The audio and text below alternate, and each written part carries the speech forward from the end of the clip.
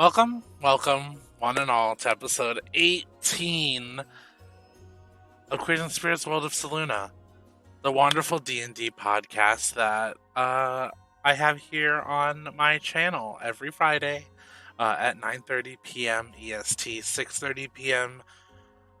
PST. Last week, we had a rough time, so to say. We were on the boat with Hangli Jiao flying across the sands of Valoiri to go to the city of Aditya, which is the next stop on our journey, but also the headquarters of the skirmishers. The band of bandits that have been causing a muck for all of our friends here in Seluna, and the ones who are responsible for the death of our dear Opalin. This episode, we're going to see what is going on with all of our friends after the loss of their friend and the uncertain future. Hopefully this week they can find the headquarters of the skirmishers and deal with that and get that out of the way. And maybe they'll find out some information about some other stuff having to do with the awakening. But we shall see. Hello, my gallant godlets. Hello! Greetings and salutations. To be honest, Hello. I was half expecting Caliber to be like somebody say something about eggs like last week. But coming into perfect silence. Their blood types.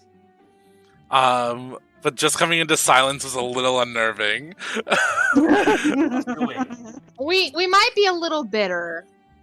Yeah, Yeah. we'll talk that. We might have plotted a coup, but let bygones be bygones. You'll never know until it happens. Is the coup is coup a bird joke because Ariandre's here? Shut up. Be quiet. You know, I'm pretty sure they're like based off a falcon, not a pigeon, but I am, yeah, Kinda they are based off of a peregrine falcon. I was gonna say, if anyone's the pigeon, it's me because of my Discord name, but we're not gonna talk about that right now. Yes, but you guys are in Aditya, the city under the sand. For anybody wondering what it looks like, it is very it's a sunken city, so it is built underneath the base level of land, and it looks almost Ba Sing Se like, where there is an outer part, a middle part, and then an inner part. And there is no war there. There is no war there, and this is the this is the home of your friend Kaivalia. And there's many wonders here, but the one that you know of is the headquarters of the skirmishers. Obviously, you guys are in mourning and also celebrating the birth of Egg. Or, sorry, should I say Rune? The drake that was born from the egg that was gifted to Raynor. I left off with Riona at the end of the last episode. What are you doing right now?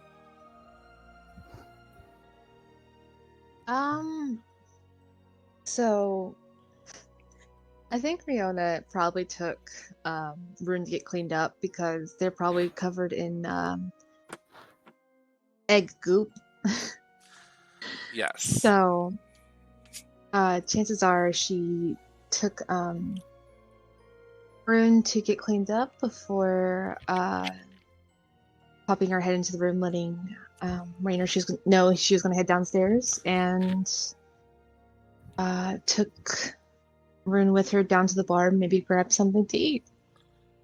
Awesome. As you're giving Rune a little bath, they are fighting you every step of the way. As a baby and or little animal would. But as soon as they are cleaned up, you see their bright green scales, and their usually a drake is not winged, I believe. Yes. But yours is. That's not a drake. Yours has little wings. They're not able to fly, they're just little wings. Doesn't matter.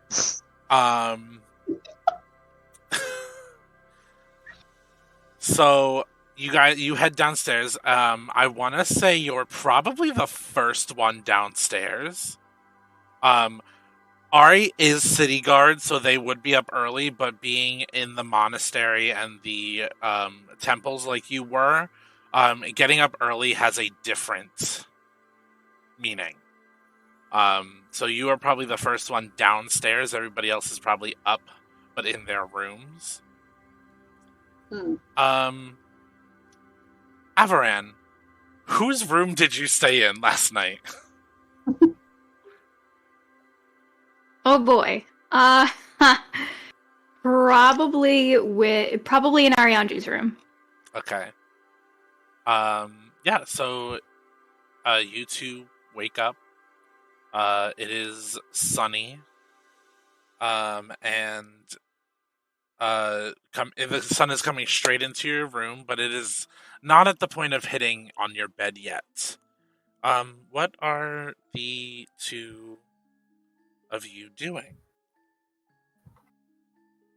I will say if Avaran has allowed it, Ariandri absolutely is just cuddling him like super close and is just like pretty much using him as a stuffed animal. Absolutely. Yeah, so that's kind of Ari, like you said, like habitual early riser, and as the sun is like streaming in, is just holding Avaran in their arms, and as the sun streams in, kind of hits their eyes, like a big pizza pie. Sorry, sorry. Yeah, so they kind of clutch Avaran a little closer, and they're like, I don't want to be awake yet, but duty calls, I suppose. And they just very groggily open their eyes, and they give Avaran a little scritch between the ears, and they're like, come on, boy, I think it's time to get up. Avaran is mouth open, tongue lolling out, all four legs up in the air. He looks dead. He's not. Snoring. The least attractive sleeper you can imagine. And he is not a morning fox. So he just kind of whines in the way that foxes do, which is kind of like screeching and not at all what you want to hear in the morning. And he just kind of like rolls over. And for those of you that have cats, I'm sure you can relate to this, but he kind of turns around so his tail is right in Ariandri's face, and like just the full bush of his tail is just like draped right across their face. Ari kind of like chuckles a little bit at that, and also is like spitting like pieces of fur out of their mouth when Avaran does that. And they kind of like reach over to like scratch his hind leg, like just, give him some scritches, and they're like, I know, boy, I don't want to be awake any more than you do, but we got to get up. I'm sorry. And then they just kind of like keep scratching at his hind legs, and kind of like at one point, again, if any of you have cats, I'm sure most of us have done this, but they kind of just like put their hand like on his back, like right on top of his tail, and kind of wiggle him back and forth a little bit.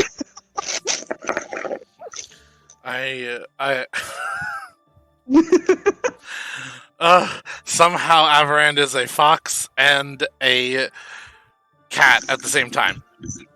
Yes. Perfect. So you guys have your little morning wake up. There are birds singing, and everything out the window. And do you guys are you guys just doing like a morning ritual to get up, or do you head downstairs? I think Ari definitely heads downstairs. And if Avaran's being particularly petulant that morning, they'll just kind of like give him a little scritch on the head and kind of cuddle him up in blankets and go downstairs. But if he's willing to follow, he's more than welcome to. Follow. He doesn't really fancy being left alone in the room by himself. Okay. That's fair. So with you guys going downstairs, you see Riona sitting at the tavern bar with a little draconic being wrapped around the bottom of the stool. I think Ariandre's first response is just like, "Oh, he's so cute! They're so cute! Is that the egg you were carrying all this time?" Yeah, that's what was inside. My goodness. Hi, little fella. And I think Ari's gonna do that thing where, like, when you have a very small animal, just kind of like, squats down on their knees and like just kind of like looks at the drake and puts their hand out to like see if they're interested in coming near. And if not, fine. As you do that, it sniffs your hand, slowly opens its mouth, and takes your entire hand in its mouth, but doesn't bite down. Oh, Rune. It just is like licking your hand as you're in its mouth. Meat lollipops. I think Ari's like, okay, affectionate little fella, aren't you? And Ari's like, doesn't really know what to do, but also doesn't want to like hurt the dragon by like ripping their hand out of its mouth. So they just kind of look up at Riona like, help. Sorry. He does this. It's only been like not even a few hours since. She kind of reaches down and she kind of like when your dog has something it shouldn't have in it, because kind of like opens its teeth like, come on. You just hear a quiet bleh. Charming. Sorry. As it kind of then looks at Avaran and licks up Avaran's face. I hate to be that guy, but I think we know what's gonna happen. There's something small and possibly edible in front of Avaran, so he's interested and he's sniffing at this thing. Rune isn't very small. Rune's probably like just under your size. Well, he thought Ariandre was food, so size doesn't matter. True. Are you going to try to grapple this dragon? No, unfortunately, Ari is grappling Avaran before he can do that. Yeah, Riona's gonna immediately pick up Rune. Like, let's not stay on the floor. Come on. Foiled again. Riona's gonna put Rune in her lap and just kind of like wrap her arms around him and just like, let's not do that today. And I think for safe measure, Ari kind of like looks over like at the counter to see if there's like any like meat or anything available or like any jerky, and is just kind of gonna grab it and give it to Avaran. Yeah, I'm pretty sure, knowing Riona, she probably ordered food for the crew, knowing that they would file in, and Riona is pretty much the mom friend. As she is. We love the mom. And as you guys are downstairs doing that, Caliver, what are you doing? Are you doing your usual thing of, like, scaring people? Wow.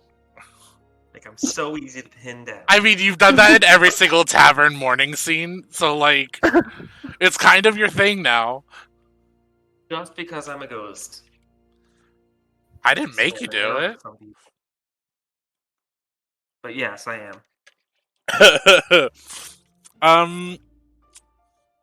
Roll me. Give me a stealth check. I'll roll a luck check. Yeah. To see how scared they are.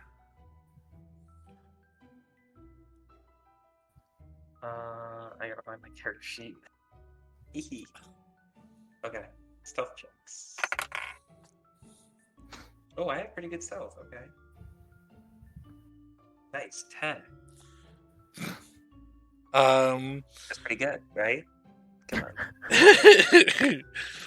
Your luck check DC was a 16.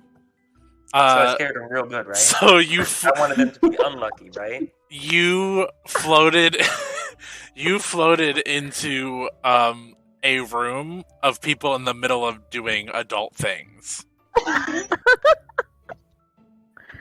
You think that'll deter me? No, I don't think it will. You see that the person on the bottom of the actions is just like, is there a fucking ghost in our room? Not a fucking ghost, just a ghost. Dude, we're in the middle of something. Yes, you guys are fucking. I don't call you fucking people, do I?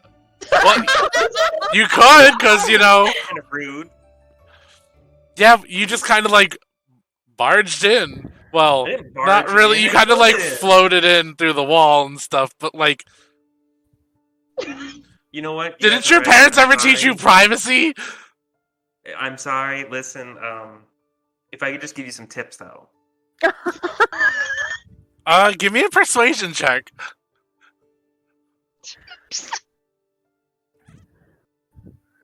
10. A 10? Oh my god. You can see that the person on top is more intrigued than the person on the bottom.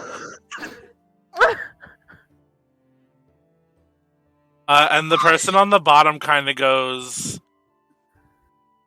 I mean, I thought we were doing fine, but if you want, I guess. I'm just thinking you could always do better, you know? I mean, there's always room for improvement, but, like, we were, like, you know, I'm really surprised. Like, they haven't lost it. Are you into being watched? I'm and not into watching. You Stop see, right you see the person on top goes bright red. Nope, stop right there. I'm not into watching. But you came into the I'm room. here to give some friendly advice, you know. Well, now we're both in awkward positions.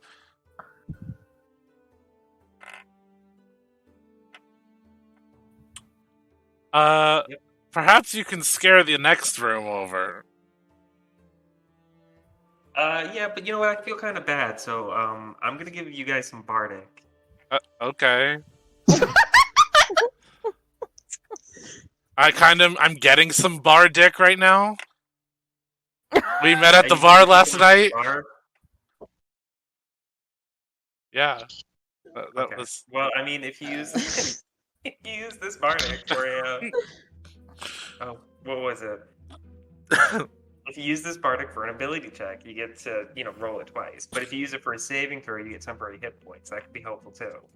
I'm gonna... When you leave, they're gonna roll it and use it for, Oh god, am I gonna, like, hear them? an ability check. If you want to, you I give know, me I a did a good perception job, check. I would Holy like to leave this shit! now. Not even gonna lie, they rolled a nat 20 and it's a D8, right, that you use? Holy fuck. What? Yeah, D8. A D8 and an 8 on the fucking Bardic. A 8 and a nat 20. You gave these people the best orgasm they've ever fucking had without you even trying. I can't believe that just fucking happened. That's the power of a here. bard, baby. I can make people awkwardly come. The power of bar dick, everybody. Stop. I'm leaving the stream. Good night. That's how you do it, guys. You That's walk the- into a room, you make the thing so awkward. That's the end of the So stream, hot. guys. That's the end of the episode. See you next week. No, just kidding. Let's go home. So, do you? What else would you like to have do? Reverse socks to bed. Make it real weird. What else would you like to do, Caliver? After you just made these people nut the best nut they've ever had? Oh my god. Yeah, I don't even know what to do. Like that's the highlight. Put that on TikTok. I now, Highlight of Caliver's entire career. I now want a Pretty sure we're shirt. I'll get banned. Like, I now want a shirt with a nat 20 and an 8 on a D8 that says "Best Bardic." Oh my god. Oh god. Things to discuss later. Do you go downstairs or do you continue floating around? Everyone else is downstairs? Do I know that everyone else is downstairs? Everybody but Kuma is downstairs. I don't think Kuma's ever spent the night with me in the same bar. No, probably not. Alright, I gotta go scare Kuma. Give me a stealth check and Kuma give me a perception check. I'm rolling pretty Oh. low, so you probably got this. This Okay. perception check is for you to be awake instead I of got scare sleeping. sleeping person. Rolling. And that's a 20 plus 8. I got a 9. I'm rolling real bad today. Yeah, Kuma's sitting awake as you float through the door. Ooh. This is your 8 a.m. wake up call.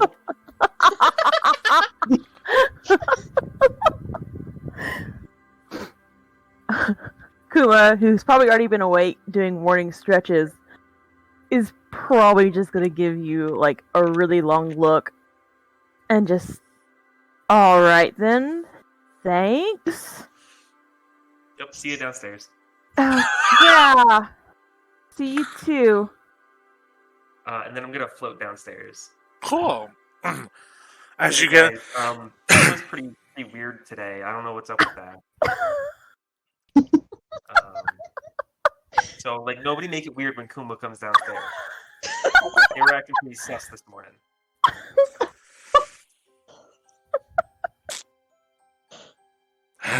Kuma.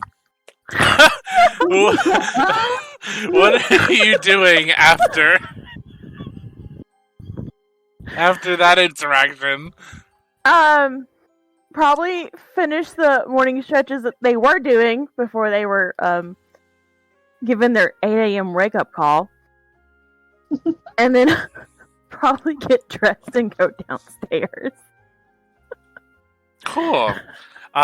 As you get downstairs, you see all of your new companions waiting for you at the bar.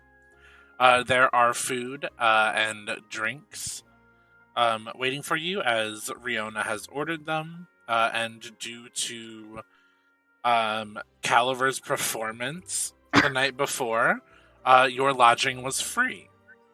Nice. The bartender looks at you. They are a very androgynous drow that is about 5 feet tall. She has chubby cheeks and bright makeup on, and she goes, what can I get for you? Oh, bless. Do you have cider and porridge? I got cider, but porridge. That sounds like something from Farius. We have soup. What kind of soup? Well, I got a cream of potato. I got a chicken soup. I got a gourmandula stew. The potato will be fine. Alrighty, I'll put that right in for you. And Appreciate. she screams the order back into the kitchen. Like full deep mom voice screams. Grabs your cider and slides it across the bar, and she goes, "Well, what are you guys in town for?" truthfully, your guess is as good as mine. I don't. Kuma's gonna be really, really awkward in this moment because while they still kind of know what's going on, they don't quite understand the depth of why they're doing it. We're traveling, going after. Shoot, what's the name of the band? This is Not the band. Gilgren Skirmishers. Yeah. Shit. Huh? Brain fart. You guys are looking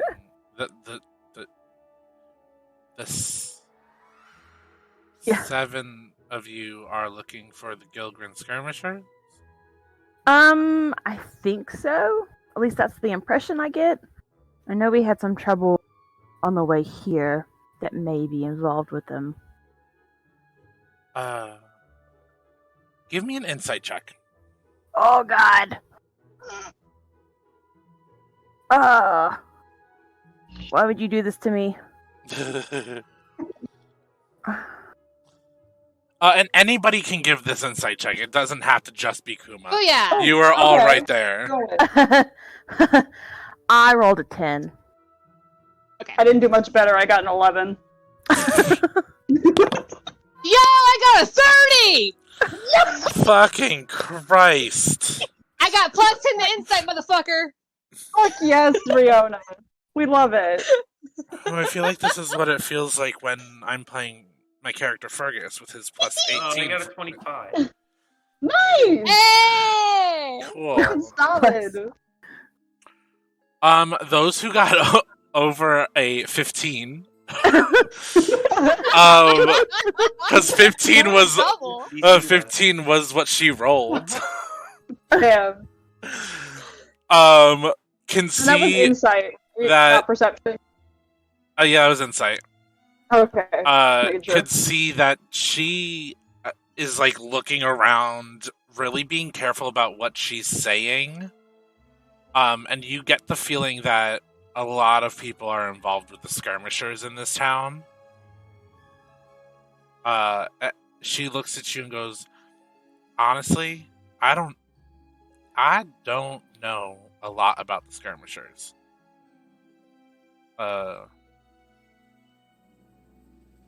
And she takes out her notepad and she acts like she's writing down an order for you guys on a check. And slides the piece of paper over to you. Ooh.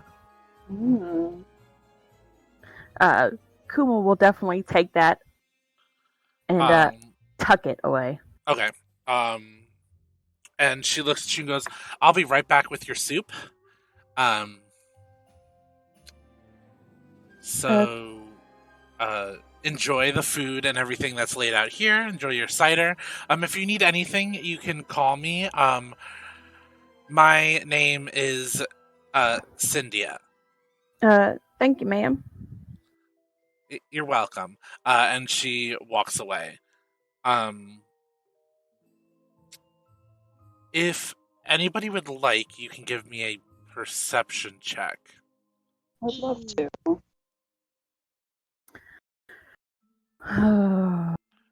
Ooh, I did better this time. Holy shit, That's I got a 16. 26. I don't know how That's I'm getting all these nat 20s right away. awesome. I got a 16. 16. Hey! What'd you 16 get? twins. 16? Caliber? Yes. 26 for me? Jesus Christ. Caliber? Or what? Perception if you would like to. You know I gotta. Yeah. It 20, 30. Nice! 20 dirty. So those who got over an 18, that is what this person Yeah. rolled on their stealth check. See a man sitting in the corner booth over by the stage where Caliver performed the night before. He is about 6'8", rather muscular, I swear to God, if it's Gruddy. and Gruddy is not 6'8". Gruddy is a dwarf. It's dwarf is possible, you know. Not really. I'm not here for your. And Whatever this is. you see, he's a man with dark hair, scraggly hair, a scruffy beard, has a cigarette lit in between his lips, a green robe, baggy shorts, and is barefoot and shirtless under the robe, looking over at you guys. Oh, is that the beetle man? That is the beetle man. That is the hermit. No. Who wants to talk to If the I- beetle man? I don't want. I'm going to go talk to the beetle man. You have fun. I will. Let me know if you want to fight him. She's like, I'll give you the signal. Yeah, he looks pretty shady. Oh, he moved. Don't worry, I got this. So I think she's gonna not wanting to leave Rune there because it's a baby. So she kind of picks up Rune, kind of tucks him close to her, and slowly approaches the gentleman by the stage. She doesn't ask, but instead she just kind of takes a seat across from him and says, "Sorry, I figured it was best to not draw attention. Figured if I just joined you, it causes less eyes to wander this way. And you don't seem like the type who likes that." Well, you're right. I don't like eyes on me, and I'm surprised you actually saw me. Most people seem to ignore me, which I like better. I take it you're Riona. I am. Kaivalia has written home about you. So. But I see you have more friends than he has written about, and I see that perhaps you've added some friends. Yes.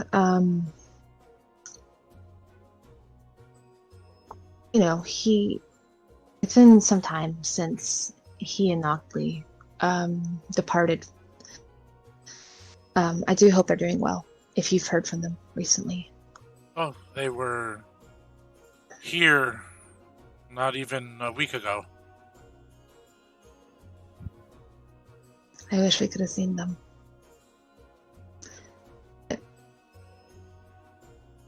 Such is life, I suppose. But yes, since they've departed, we've come across some people who were destined to join us. Not exactly in the most traditional of ways, given that's not exactly how I joined the party either. But some were chosen, the gods themselves directly. Others wandered their way in. So, but I feel they're people we can put some trust into. Well, Kaisis warned me about a bear, a cat, and an eagle joining with the Godlets. But I thought they meant an actual bear, cat, and eagle. The beetles are not gods good do. at discerning messages from the deity. It doesn't help that the gods like to sometimes speak in riddles. Yes, they do that often. I know that all too well. And they left the call before I could ask questions, so it made it even harder, and the beetles could not find a connection. That sounds about right. Considering Nuna is my mother, it seems rather hard to get a hold of her sometimes. Oh, Nuna I can get a hold of fine. It's Kaisis, my patron, that I cannot. As they say, death is a fickle thing. Yes, usually they answer. But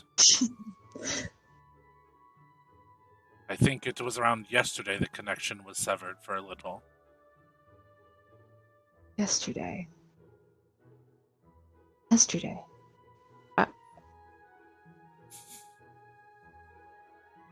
Around what time?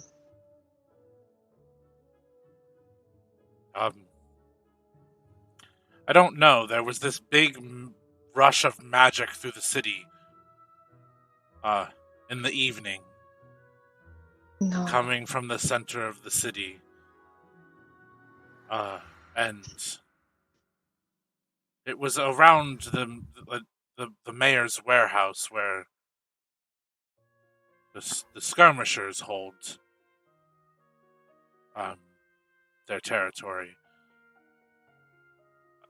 But I have not been able to connect with any of the gods since then. You know, I'm not one to assume things. I like to be mindful. But I think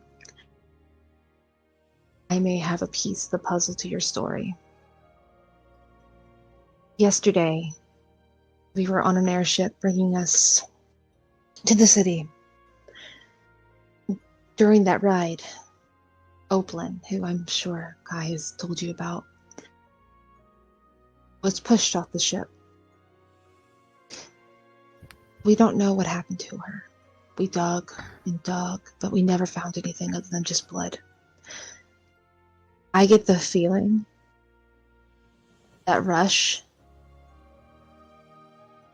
had something to do with that.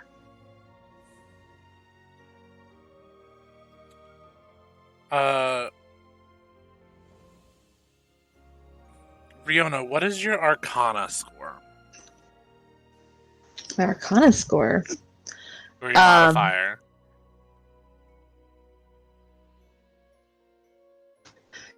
It is just a +2. You have a better one. He is going to take your hands. Okay. And he is going to assist you on an Arcana check. Oh, okay. So if you would please give me that roll. Okay. So I roll with advantage? Yes. Okay.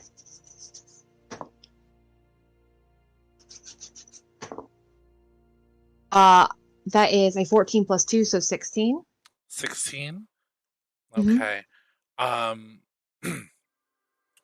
With a 16, you get that there is someone projecting very strong magic across the city. And that you sense it coming from the center of the city, and part of you senses magic very similar to Opalin's being a part of this.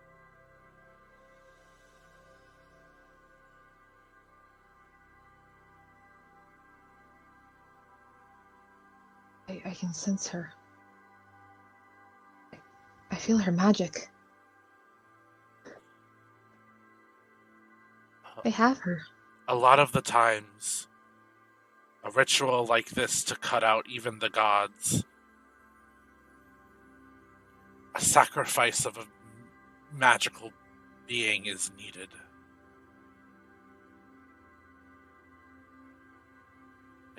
I feel maybe your friend was a part of that. You see him think for a second, and he goes, your friend's last name was Aquanath, correct? Yes, it is. A very old and historical name. Reaching back into times before the wars.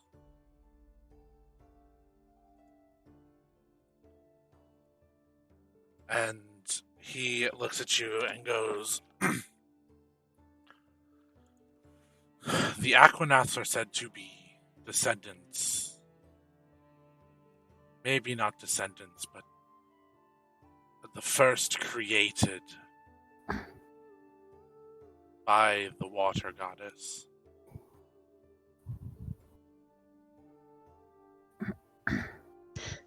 Sir, if I may ask, Yes. who is the water goddess? I've been hearing about her, and I know nothing about her. I studied as much as I could about the gods when I went into the temple. I've pored over books older than you, probably all my friends put together, but there's nothing about this woman anywhere. And if I need to know something used to summon or bring her about or whatever killed my friend, if she is dead, Rana stops. She sits back up, takes a deep breath to kind of focus herself, because now is not the time for emotions.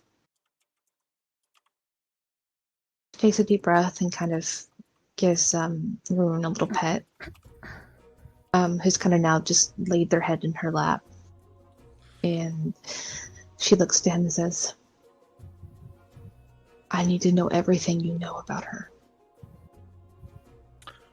Unfortunately, child, not much is known of her. All I know is she did not get a piece of the divine heart when created. She was born with all the power of a god and ability, but the divinity was not there. Zeldris, Nuna, and Kaisis were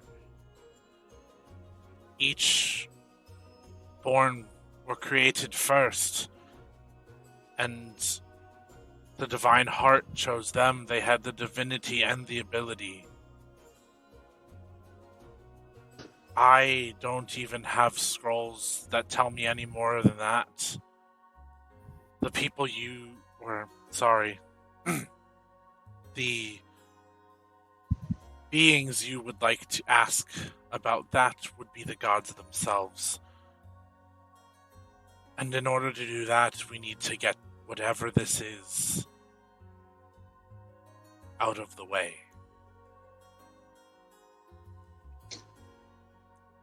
I can lead you and your friends through passages and alleyways unnoticed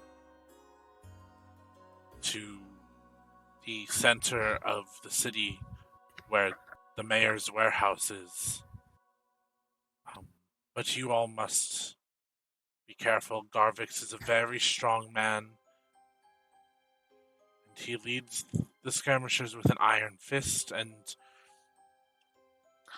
ever since they somehow got Owen on their side,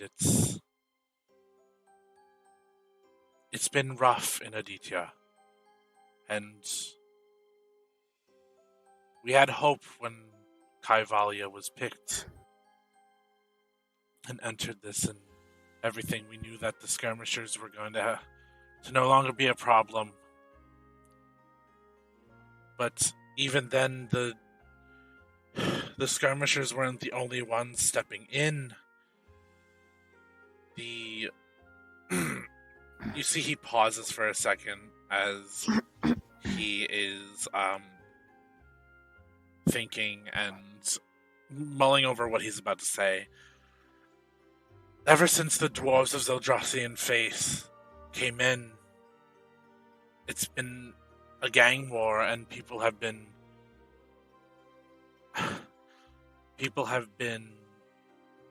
hiding, and the city has not been as lively as it's been, and the oasis is...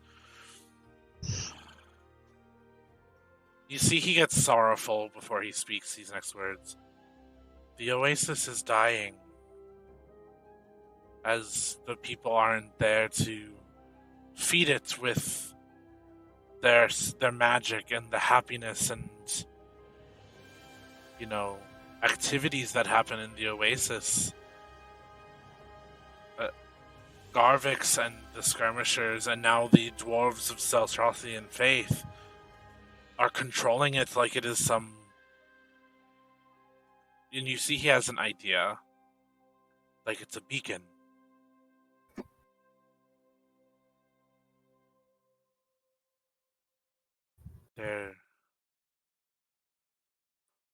The dwarves of Zeldrassian Faith may help with taking down the skirmishers, though that'll only create it as a problem going forth. The thing about problems is they can always be solved. I was thinking the same thing as you were speaking. But though you may not be familiar, then again, you may. I come from Farius. Rover's Creek is where I was born and raised. I may be a paladin, but I know the ways of those people. And if I know anything about them, a deal can always be made for the right price. People want power. People want the ability to control their environment. But they also look for safety. Promise that they can hold on to it. We're able to give them a little bit of a promise to at least have some of that going into a fight. But it's the deal that's going to come after. We'll really have to do the most work. And I'm sure that we can come to an agreement, after all. With the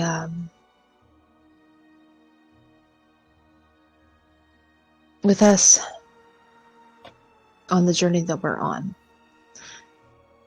them thinking they'll have favor with the gods is definitely a promise that they would like to hear as part of the deal, I'm sure. So we can work that out later, but we will get these people their home back. I don't know if you're familiar, but as I said, I'm a paladin. I took the oath of the ancients.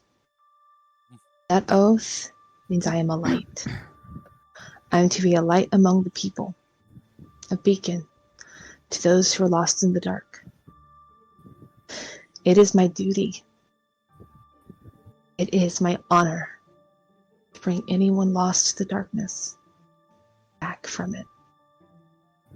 So whatever this takes, whatever we need to do to save these people so they can live again, we will.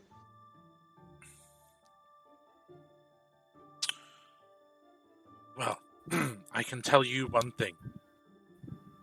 There is only one party of the Dwarves of Zeldrassian Faith here.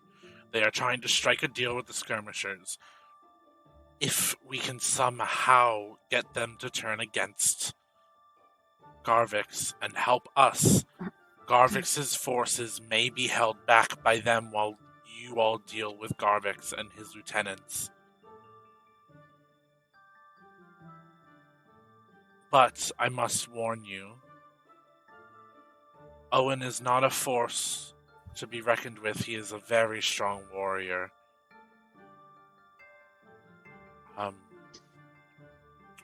But if your friends are up to the challenge, I can lead you whenever you need. I will meet you outside the tavern. You see a little displacer beast kitten hops up on the table and looks at you. This is Vera. She is my familiar. When you need me, you may tell her and she will find me, and I will meet you outside the tavern. I shall await your message. But until then, don't tell anybody but your friends you saw me. Saw who? Exactly. Oh, I changed that. There's only one other person you can tell that I saw. You, and that you saw me. If you see Gruddy, tell him to get his bloody ass home. I'm tired of him traveling. I can try, but I'm making no promise. I've known him for years.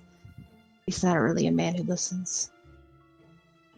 Oh, you don't know Gruddy then, and with a snap of his fingers, he disappears.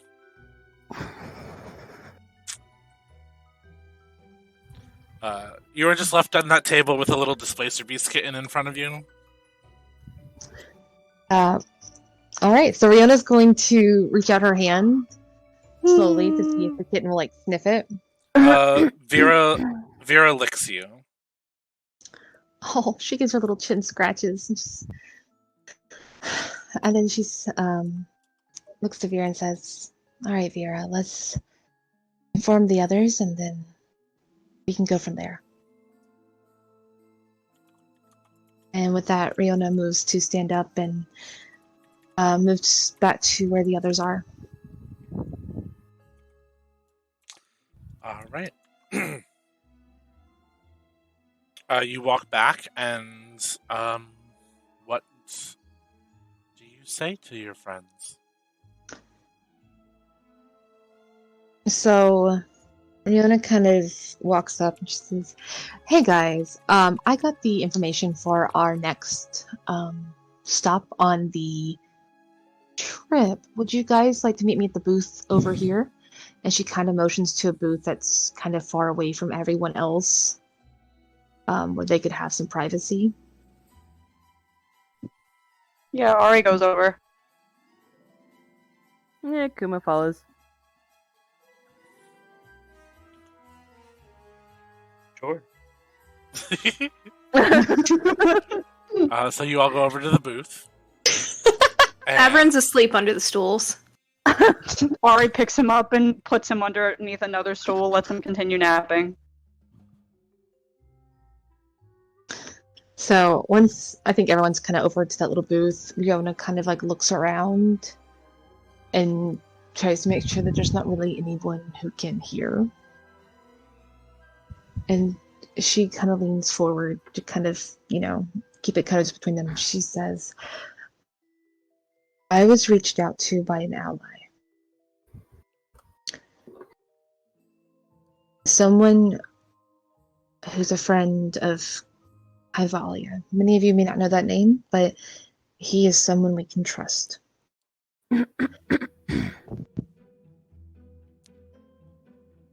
We may have a way to end the skirmishers here.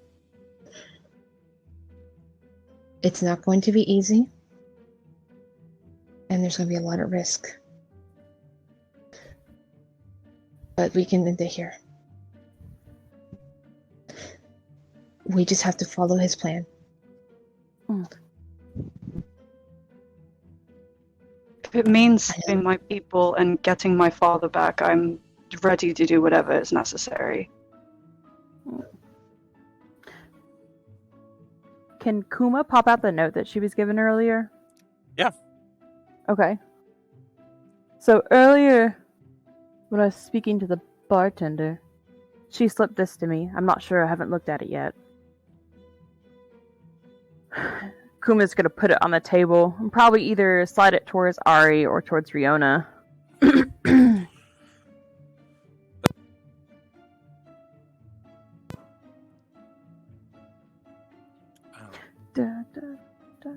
Do either of you pick it up? Rihanna. Oh, okay. Yep. Go ahead. They both pick it up at the same time. And their Oh, fingers okay. touch. Take a look. No, I was just gonna say Ari leans over to read it, but if Rihanna wants to read it, she definitely. Oh, I mean, she'll kind of hold it to where they both can look at it. How about that? Cool. Sounds good. You guys Maybe I want to read it. read the note, and it says, "Find the hermit. Mm. Beware the reader." Interesting. Reader. I So wonder we gotta if- beware of Riona. I was. That's what I was going to say. I was wondering if that has anything to do with us. I hope this note's not cursed to whoever reads it. It's a good thing I didn't read it then. It's a good thing to keep in mind for later. And Ari kind of looks at Riona and is like, I don't exactly know if it is cursed, but I mean, I suppose if something happens later down the line between the two of us, or to either of us, I can assume we know what happened.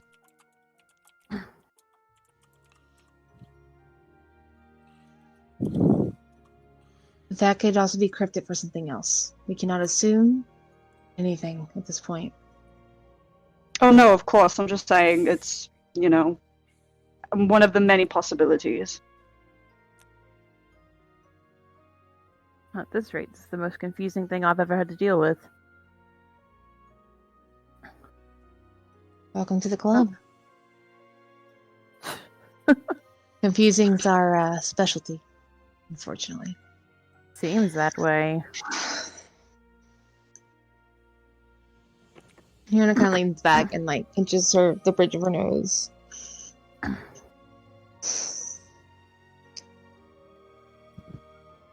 What in God's name have we gotten ourselves into? That's exactly what we've gotten into. God's work. It's true. Oh. No, it's the dirty work. Well, they often send the grunts to do the hard work first, so I suppose that's us. I suppose. Oh.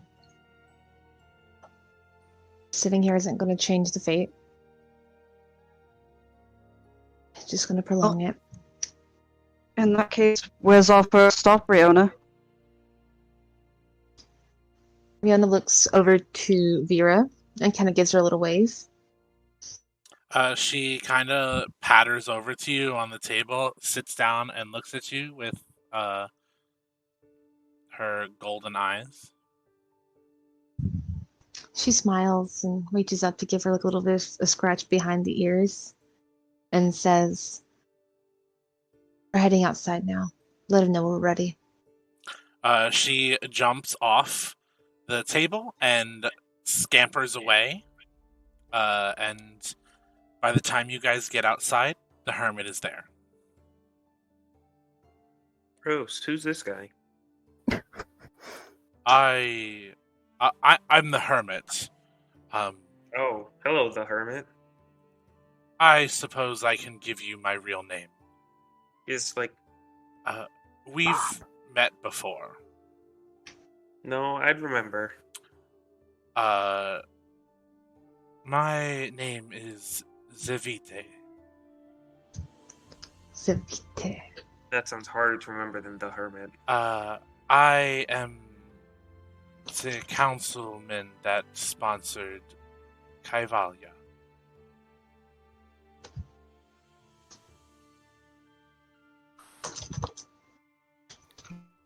I met two of you in the beginning of this journey. I met you, Caliver, as you jumped out the window of the counseling building. No, I would have remembered that. And I met Rainer, the chosen from Larianne, and Opalin, but it is sad to see that she did not make it here to meet me again.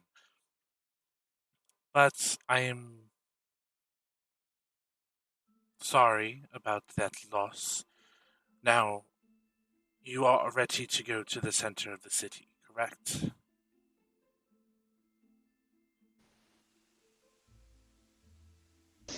Rihanna kind of looks to everyone and says, I think we're as ready as we'll ever be. Then follow me. And he sets off into the different alleyways. How this is going to work. You are going to make 2 stealth checks. 2 group stealth checks. So half of you have to pass. Oh. Per ring that you go through of the city. Oh. So there's to get to the warehouse, you're going to need to make 5 stealth checks. Jeepers. Is now a time that somebody who has bless or Bardic can pass it out because we're gonna need it. How are we doing group stealth checks? Does we take the highest roll, or is it like a collective DC beat? So what's going to happen is actually no, I'm going to do a collective DC beat. That's a good choice. I forgot that was a thing. The DC for you to beat to get out of the ring How many of us are here? of the ring of the city. So that'd be a total of 120. So somewhere around there, I guess. 120 would be the max, I guess. The max, yeah. So the DC is going to be 40 for the first one. So collectively, we have to beat a 40. Yes. Great. You ready for some math, you gays? Yes. No, I suck at math. Is there So any we all way individually like- roll stealth then? I've got disadvantage in stealth. Does somebody want to help out? Somebody, Sorry, was I recording. will give something. One of your party members does have pass without trace. Oh, is it our druid? It is your druid. Uh, So if Avran would so like, they may cast pass without trace. I should have dropped my. I should get pyrotechnics. I It lets you agree to cast that. Smoke cloud. It's a great spell, everyone. No, I think you need to add that.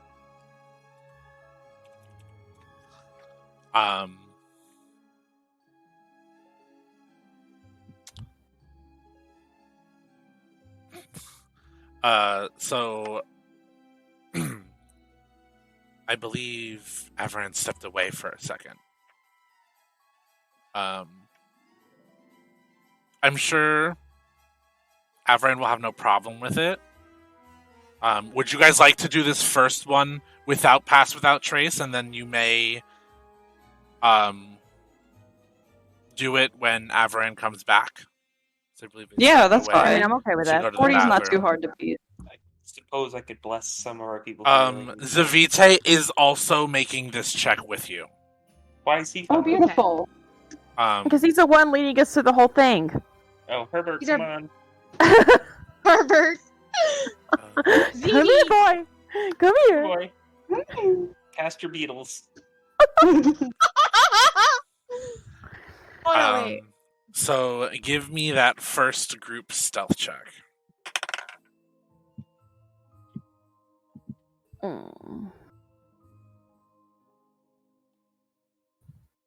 I got a 12. See, it's already 1/4 of the way there. You're already over Oi, halfway there oi. because Savite got a 11. I got 9. Hold on. I have So not it's rolled. 20, 12. I got a 5!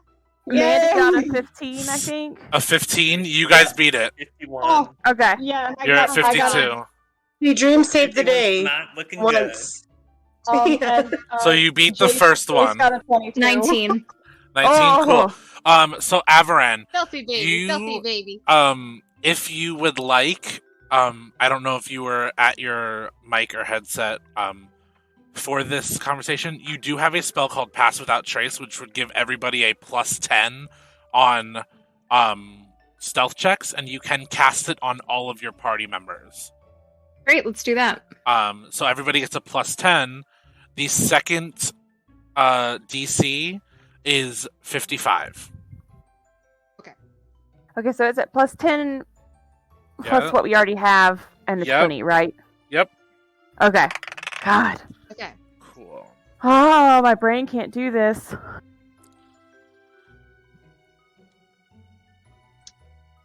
I got a 28. Nice. I got a 12! You, Again? the DC's already I have beat. disadvantage! The DC's already beat. With just Nice. Kuma, Riona, and Zavite, you got a 65. I got Cool. 24. Ari got a 14. We'll add that up. A what? 24. Already got a 14, just in case you needed it. So you got 102 Nice. without Yeah. everybody else. The next one is gonna be a 70. Oh my god. Oh, I forgot to add my 10 to that last one. My bad. So that was actually... Oh! Hold on, wait a minute. I already got a 28. Hold on, let me add this. 14 plus got- 11. 31. 20 plus 2, so you You're got a gonna have 20. 22. I think if somebody Yeah. gets a nat 20, we should auto pass. I got a nat 20. So You got a nat and 20? Plus 2. Yeah, I got nat 20 plus 2, so 22. It was already beaten before the nat 20. So I got a 19. Add that up. with Wait, that 26. you Add that up. with that one, you guys have one more stealth check to make because that nat 20 gets Okay. you past another stealth checkpoint. Oh, Dream, you're killing it. You're This- killing it.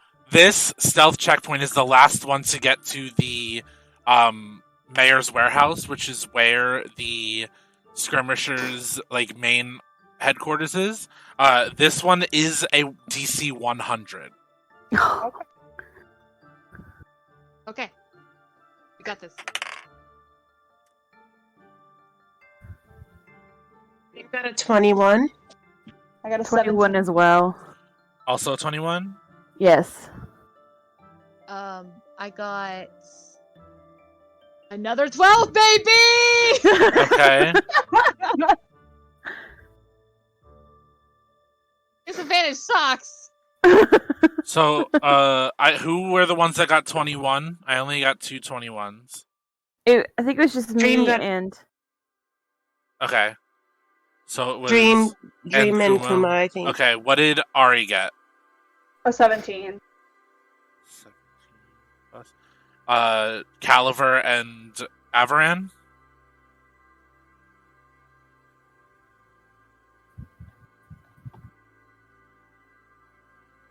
I'm gonna let Avaran go first because I have the option of re-rolling mine, but before the outcome is decided. 18. So what is that total? You guys beat the DC by 12 with that. Okay. I got Um, My 12 was helpful! You guys are currently at the skirmishers warehouse. If you would so like to give me a perception check. Shoot. Why can I never remember that?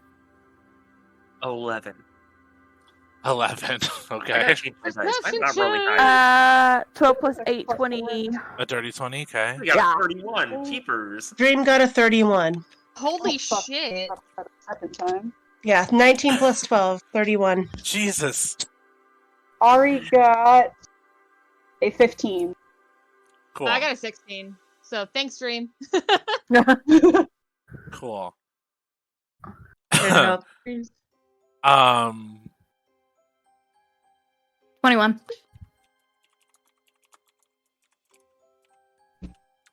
Cool. So you all passed the fucking DC. The DC was fucking 15. This was not a It was a fucking DC. Go back, Dream Knows Castles. He meant that.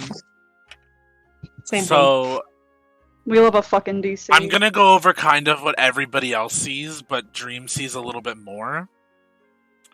You guys see that there's really no guards. The skirmishers really built this to not look conspicuous and everything like that.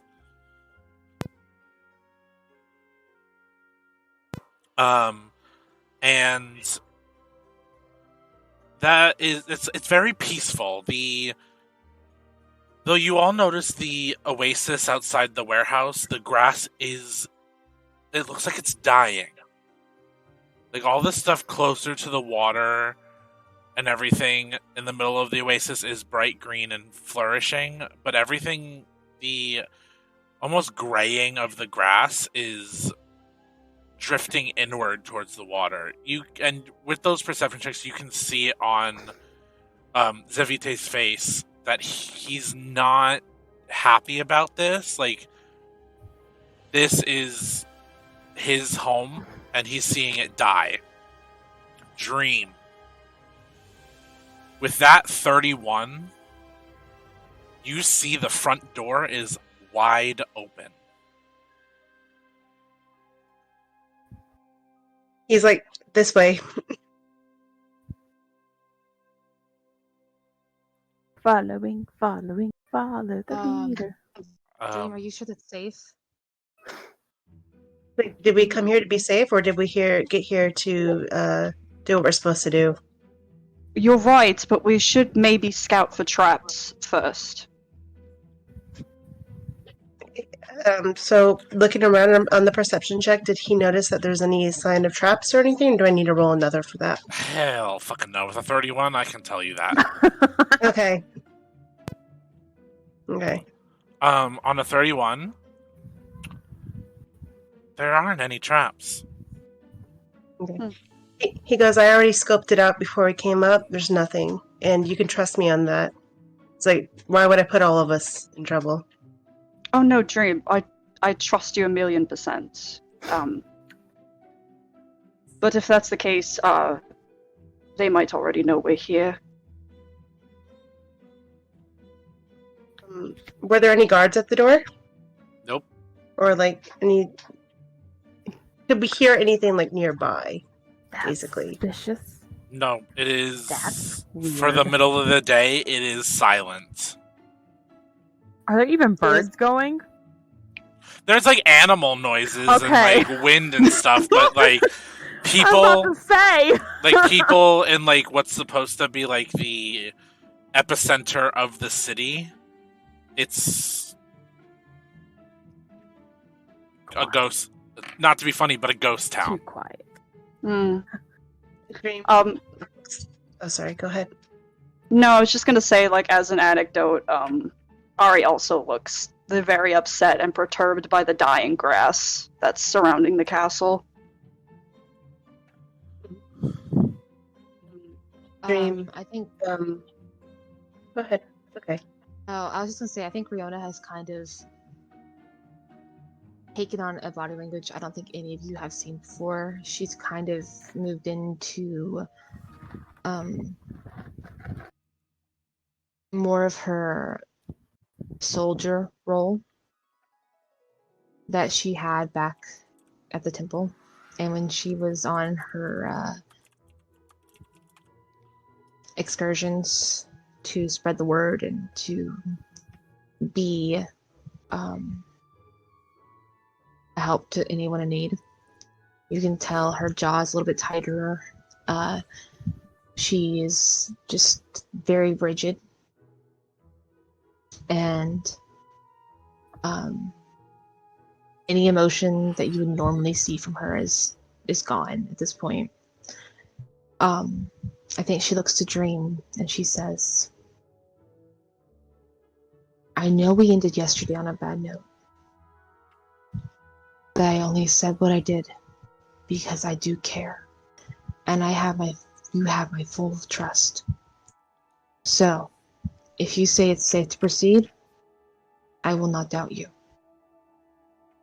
Dream, his Anyway. features are more serious than usual, and his ears are kind of twitching as he's still straining to hear noise, but he expects to hear at least a footstep. There is none. And he's just like, I wouldn't. I know I've done some things that are suspicious. I don't hear anything. And I've been around long enough to know when at least there's someone waiting in the wings, and I don't get any of that. If there is danger when we go in there, there's nothing we haven't done before. But I can tell you, I know for certainly that there isn't anything in at least this proximity. I trust you. Lead the way. And with one last look at everybody and not knowing if everyone's going to follow him or not, Dream heads towards the door. Alright. Zavite is unsure, and he looks at all of you and goes, well, I hope you can handle what's in there. I will watch your backs and stay out here in case anybody else wants to come in. Zavite, before we go, Yes. is there anything else that you can give us to maybe guide us? I know you spoke at the dwarves of Zeldras. Do not worry about them. I got in contact with them. They will not be a problem. They actually were heading home to Larianne today. They have given up on trying to come into Veloiri. Though I do not know if they will be any trouble or not when you continue on your journey. You may still have to deal with them at a later time, but for right now, all we have to worry about is the skirmishers. But I will do my best to hold off any extra troops that come in, because I'm sure Garvix has Cordone leading them on some kind of thing. Just be careful in there. Thank you. I wish I had some sort of spell or something to help you, but I don't. I only have something to... unless I were to cast it on one of them, I would have to see them, but I don't have anything that could help in this moment. We appreciate the offer.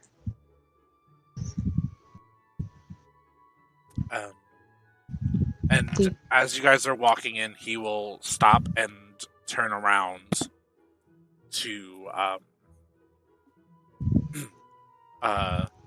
kind of stand guard out there.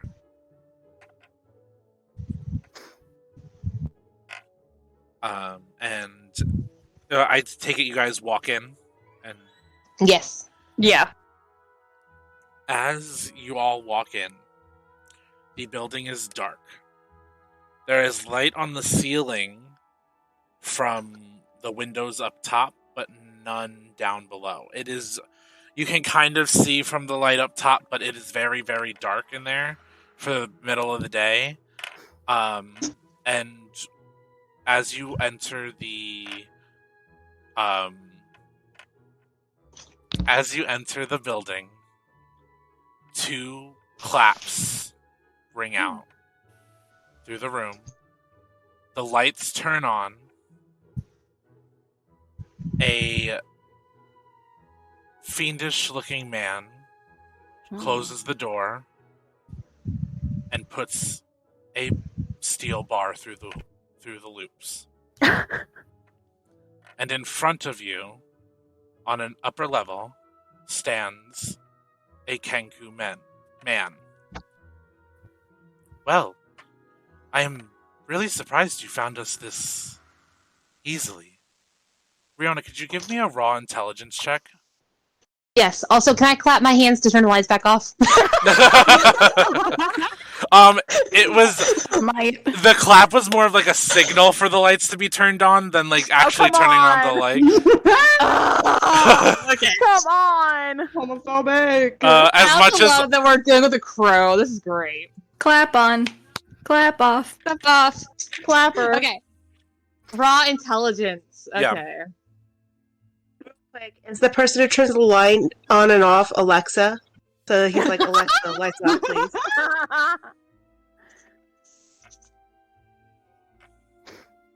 That's gonna be a glorious 18. 18, you recognize this man. Ew. Fuck me. Okay. This is, and I would give this check to Rainer also if he was here. This is the Kenku man from the bazaar in Valaya who gave you the information on the skirmishers. I knew he was awful. I knew he was suspicious. This is I knew we could not trust him. he introduced himself as Corvin. I don't think we got a name. Well, he introduced himself to Rainer as Corvin. That's too many longs ago. He looks at you all and goes, "It took you long enough to come find the headquarters, though.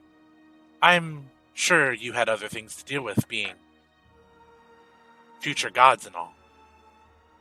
It's unfortunate that your friend had to perish, but we were able to finish something beautiful in our workings with that death, so I guess I must thank her."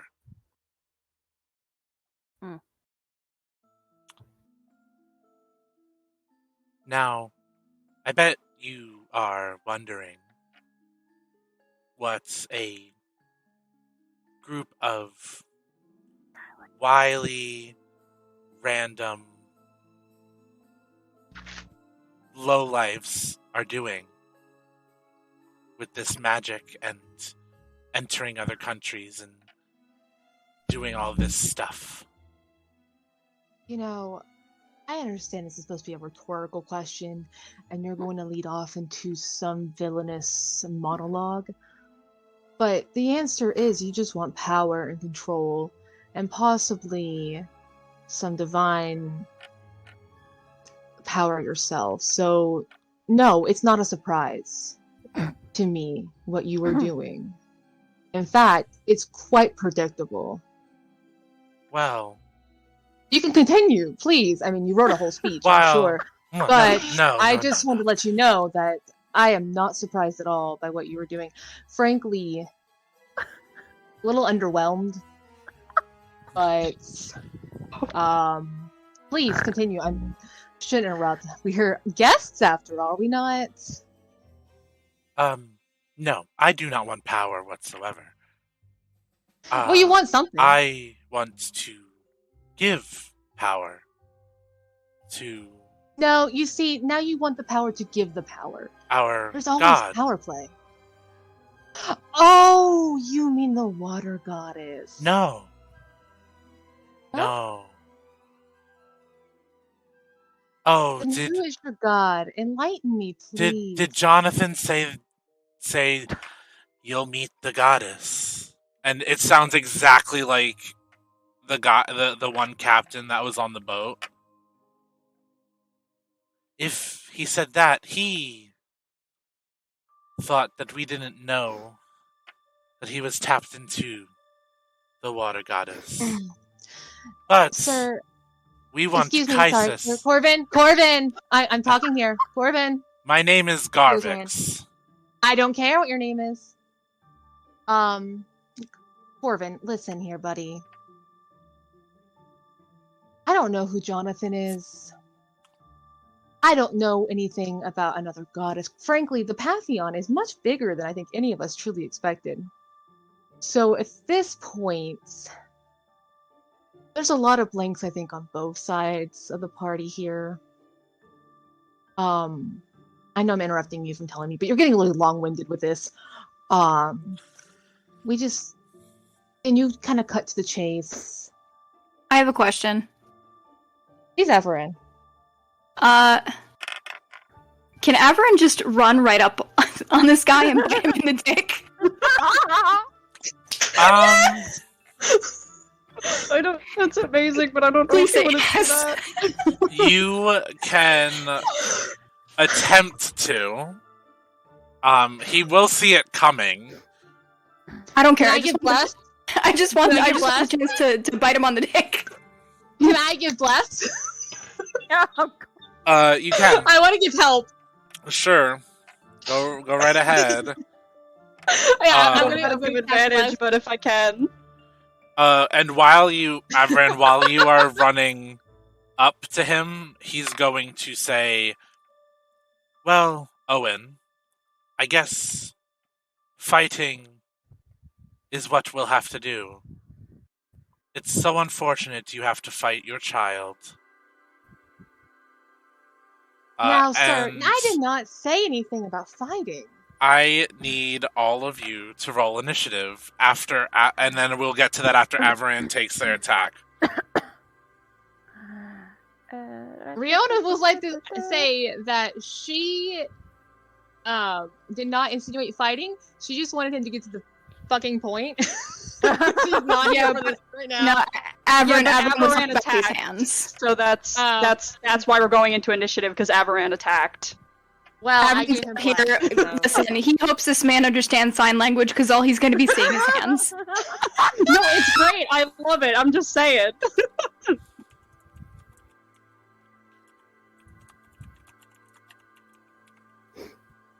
Also, I got a 13 for initiative. I have an 8. Oh yeah, I gotta do that. Nat 20. Nice. No, you didn't. Fuck me, bro. Okay. Yeah, fuck you. I got a 5. Back on the rolls. Back at we take dick biting in this house very seriously. Well, I got a 10, so you know what? A 10. Also, And- I will say, just as a fun anecdote, if anyone is looking at Ari, they are trembling not out of fear, but out of anger, and their face is blanche white. And Caliver, what did you get for initiative? Oh. Just a 23. A 23. Mandy... Oh, sorry. Jesus. Nothing crazy. But not a nat 20? No. Oh, Averin, what's your initiative bonus? I have to add that to the nat 20. Is initiative just your dex? I think so. Let me check. Initiative is not just your dex.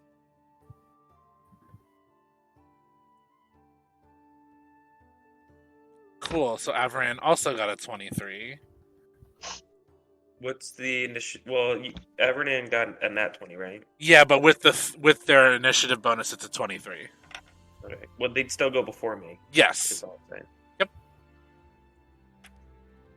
Yeah, so just for sake of doing that, I'm going to make it a 24. So they are before you. Cool. Ba-da-bum-bum. Averin, you may make that that first attack. Or yeah, so give me that first attack roll and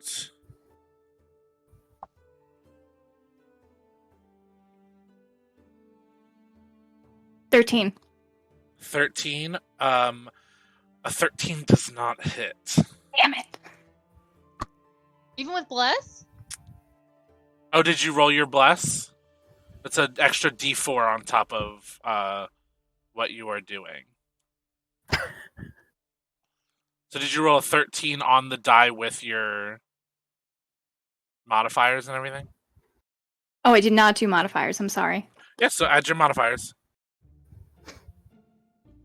If your modifier is a 2, it hits. So you rolled a 13, right? Mm-hmm. And then what does it say to hit on like a bite attack? Because I think you have that. Shapes and colors. I don't know. Or let me. I exited out of your character sheet.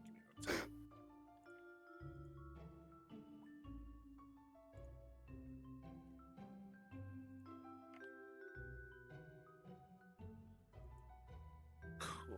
We will just say it is a +3 for an unarmed strike. I count that as an unarmed strike. So that will hit. Beautiful. Let the dick biting commence. I'll say in your fox form, a bite does a d4 of damage. Does it do a double because it's the dick?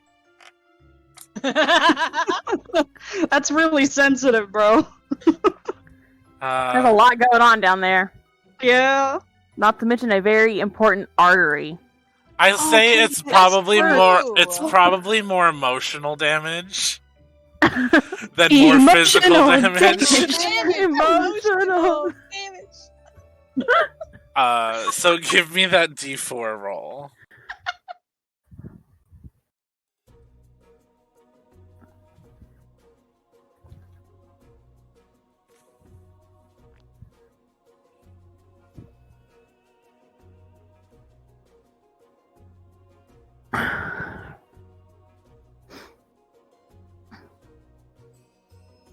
Sorry, I dropped it clean off the No, you're fine. off my desk. I got 2. 2? Cool. He does let out a yelp of pain, and says, get your dog off of me, please. Can I roll? Could that be grapple though? Can I roll again to chew? Oh shit, that is yours. That was a surprise. That was the first hit because you did it before initiative. You do get another attack, so I will allow you to roll the chew. Actually, no. Before that, you're gonna need to give me a strength check and a post strength check to make sure that you stay on, because he is now moving. So just roll a Wait, does d20. Avaran still have bless? Yeah, if you're concentrating on Okay. it. I mean, you have to concentrate to hold on, so. Yeah, so I have your DC when you roll your strength check. Let me know. 16. You stay on because he rolled a 3. You may roll another d4 because I'm not even going to ask for it to hit because you're on there. Another 2. Cool. I don't like this. Too bad. Cool. And next is Caliver. How many enemies are there? So there is Garvix, who's up on the second level. There's another Tabaxi that's by the door, and then there's Owen by the door also. Oh, okay.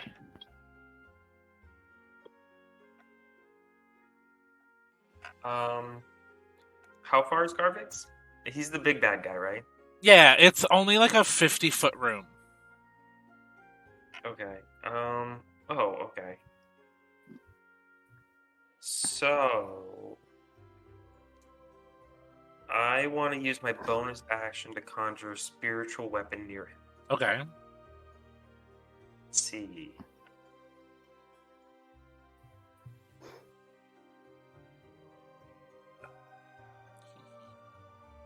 Yeah. Okay. I'm gonna cast it as a level 4 spell. Hmm?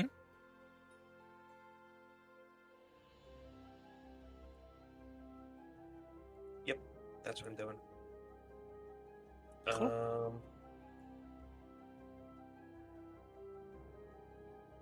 Loading special weapon within a 60-foot range.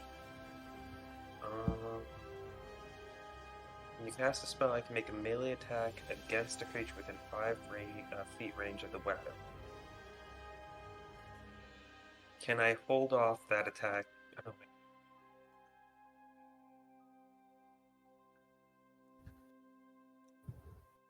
yeah, no, I'll do it. Okay. So I'm Okay. going to cast Spiritual Weapon 4th level on him, and then I'm going Okay. to do Motivational Speech 3rd level on everyone else. Cool. Is motivational speech a cantrip? Oh, no, it's not. Bingo bongo, I got you with something.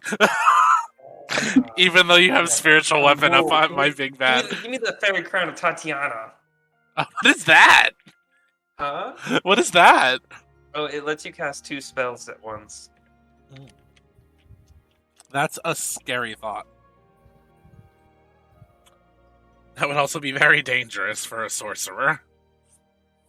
Yeah, I'll keep the spiritual weapon level 4, and I'll just give Riona a bardic. Cool. Oh, thank you. Are you making an attack? Can you make an attack with the Yeah, spiritual when I weapon summon this the turn? spiritual weapon, it does an attack. Okay. 18 to hit. That hits. Okay, it's just a D8 plus 5, so 10 damage. Cool. Garvix is not happy. Wait. Cast this at 4th level, so it's an extra D8. Cool, so give me that other Just roll D8. another D8. Okay, so I got an 8. So it's Cool. 18. Cool, awesome. Youchies. Okay, that's the end of your turn. On the end of your turn, 3 abyssal chickens run out from the shadows underneath the thing he is up on top where Avaran is. They are going to run forward, and one is going to make its attacks on let's do who's it want to attack? Chickens? Abyssal chickens. I'm gonna Google this, and if it's not scary, One is going. They're not super scary. They're like not. They're like filler beings.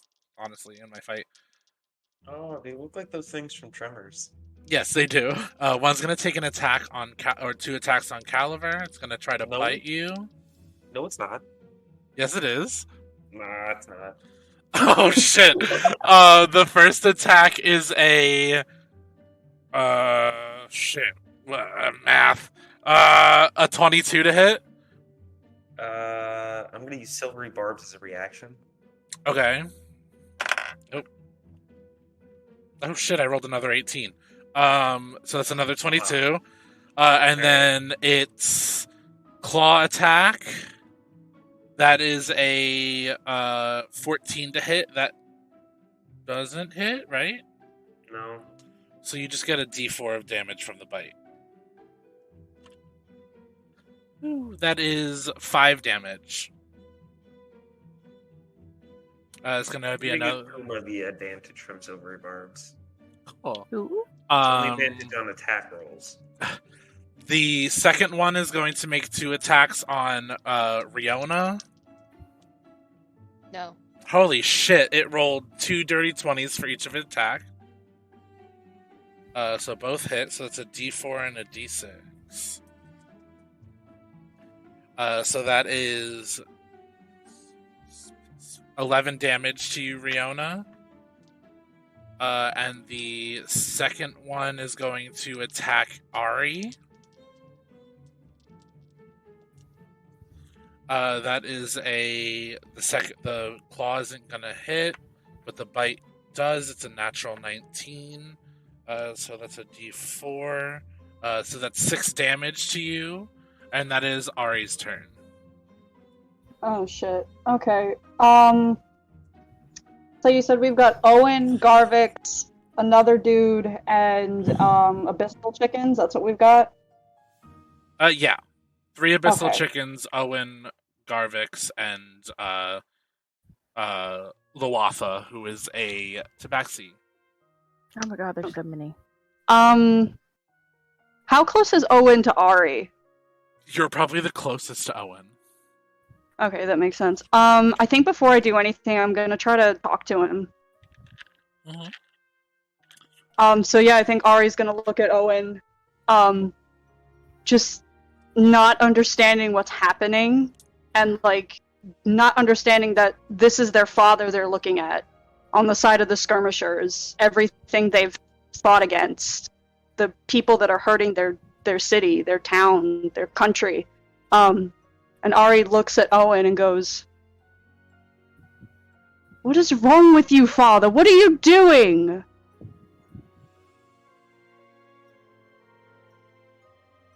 Listen, kid. It was nice to play nice for a little while. But sometimes a better job just comes along. And this was it. And Garvix is going to accomplish what he's going to accomplish.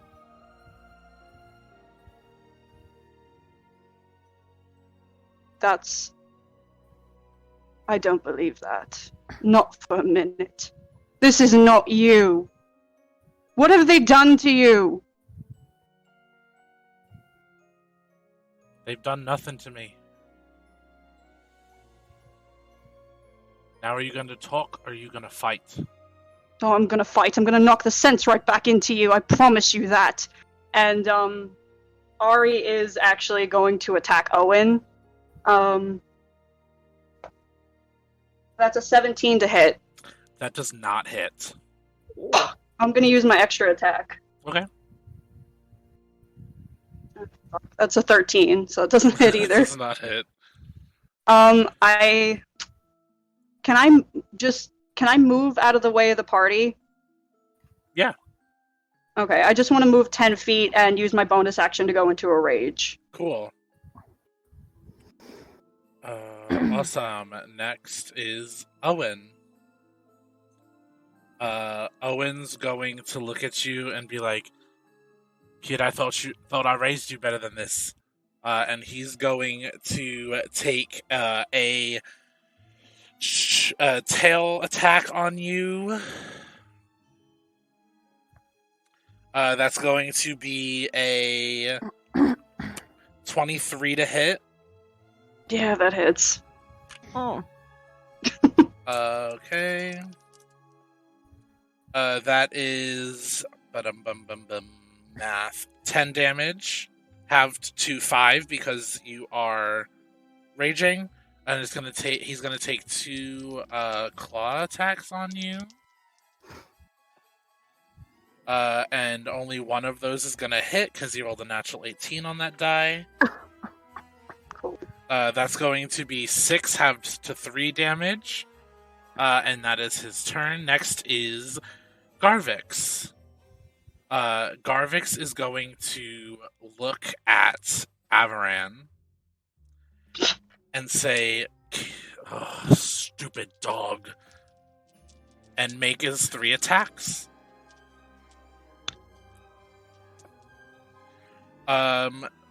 Only... What is that? Oh, shit. All of them hit.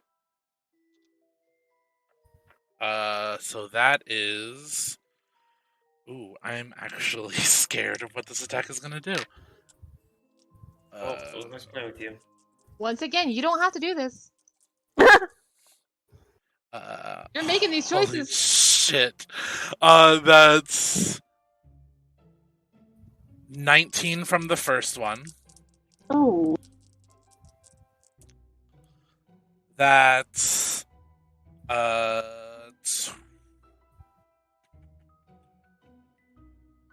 22 from the second one. And 20 from the third one. So Avaran took a total of... What does Avaran... 22 plus 20 This is animal abuse. plus 19. So that was a total of 61 damage from his 3 attacks. Jesus. Ugh. On Avaran, that's all he can do. Next is Riona. Not me? I thought Okay. it was after Avery. No, that was not Avaran's turn. That was Garvix's turn. He was attacking Avaran. Dick? Even though I have a perfectly good sword there for him to hit? Just make sure you guys are keeping track of your damage and stuff. Yup. Because I think Riona took damage. I added it in. Okay, it's just not showing to me then. Yeah, I went from 67 to 56. I'm just gonna Refresh, my dude. Okay. The Caliber, did you take damage? I think you did from 1 hit. I took a D4. I don't remember what it was though. I think you took 5 because I rolled a 2 plus 3. Wow. And then Dick.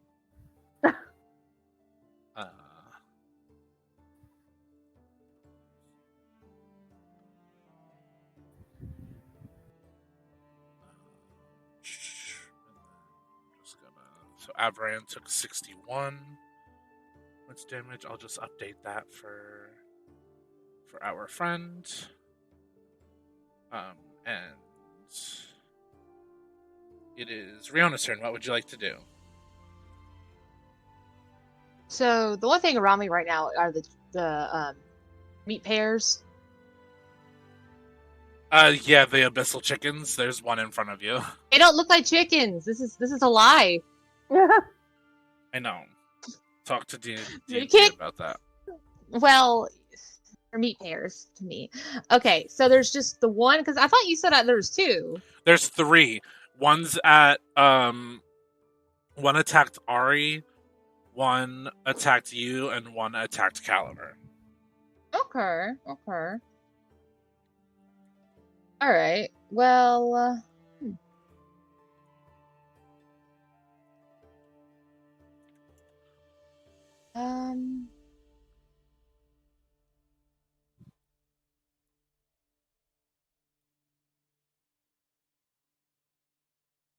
Okay.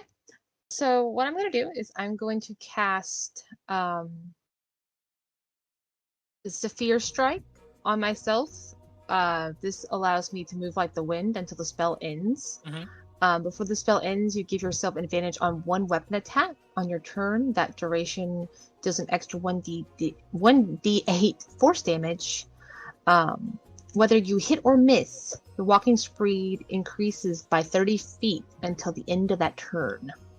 Cool. So I'm going to cast that.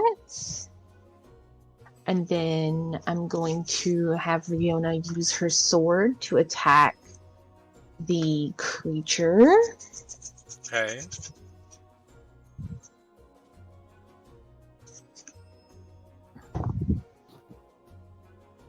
And I'm going to use my bardic. Okay. For that. And so that's going to be... Do some math here. What did you roll on the die before you rolled your bardic? With your to hit. I just want to know that before you waste your bardic in case you hit. Oh, it's a 7. It's not going to hit. Oh, 7 in total? Yeah. Oh, then then add that bardic, sister. Oh, yeah. That's going to make it a 14. So That hits. Yay! Okay. That's why I was like, bardic time. Bardic. So... Do you use the bardic for damage or to attack? Yeah. Okay, so each creature of your choice within 5 feet must succeed a Constitution saving throw or take thunder damage equal to the number you rolled on the bardic. What's the Constitution save? DC 17. It didn't make it. It's fried chicken tonight, boys. I don't know if you want to Pull eat out my this air chicken. fryer. I don't know if you want to eat this chicken. Definitely not. Give me that damage. All right. So, wait for the what comes from the wisdom savings check it failed? Is there any kind of like damage it takes? Thunder. It failed the Okay. Constitution save for the thunder damage from the Bardic. So how do I roll for that? Is it equal to the number you rolled on the Bardic, Kyle? What? Yeah, the damage is equal to the number you rolled on the bardic. So it would be 7 thunder damage plus whatever your damage from the sword is. Okay, cool. So that's gonna be 1 second here. I'm gonna get all the dice out. Let's see here. So that's going to be 1d8 plus 4.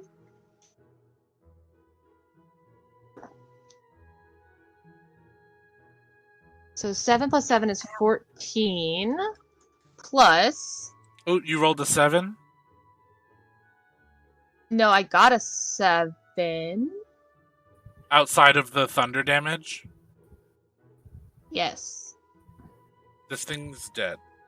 If you rolled a 7, if you rolled a 7 on your damage die outside of the thunder damage, I have so much more damage to do too. This and goose so is cooked. This goose is Guys, obliterated. Like Thanksgiving we is exploded this chicken. served. guys, these abyssal chickens are filler. They only have 10 HP. I am making my way up to the big bird. Okay. That's fine. Avran's Look up there what no meat's back longer. on the menu, boys. Avran's up there no longer on this man's dick because he got blasted. That's unfortunate. Well, this man's not about to have a dick if I can help it. So. Hell you. Can I bite it again? When it's your turn, you can try. Well, I still have another attack, so I mean. Yes. You do. So what's the next closest enemy? Would probably be the abyssal chicken by caliber. Sweet, I'm taking it out next. Okay, so I'm gonna roll again. Okay.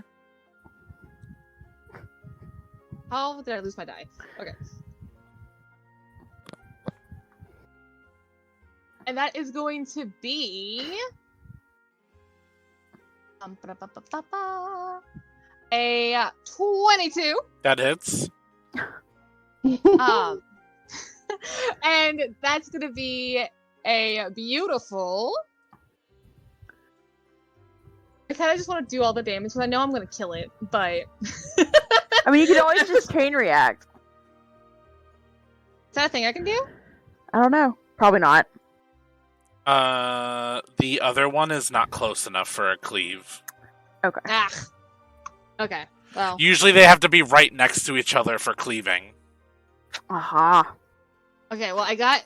That's going to be an 8 plus.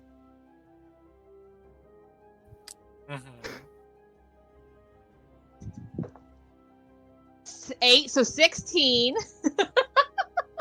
It's dead. Very dead. And I believe that's your turn. Yes, but I'm gonna before we move on to the next Riona's gonna wipe her hand across her face, blood just smearing all over it. She points at him and goes, "You're next, Corvin!" My name's Garvix! No one gives a fuck. That's very rude to my mother. That's a lot of bravado for a man with no dick. I still have it, you just bit it, you little mutt. Go for And now the when I'm done with SI you, next. It Go stays for her the number. SI. And that's Kuma's turn now. Oh god. What's closest to me right now? Probably Owen, who's fighting Ari, and then Luathra, who is the other the Tabaxi. That's by the What the hell door. name is Luarth? What? I'm calling it Luther. What? Okay, my name's Luther now. I get it. I'm sorry. I'm sorry. My parents were not good with names. They wanted to be creative. I'm sorry, hold on.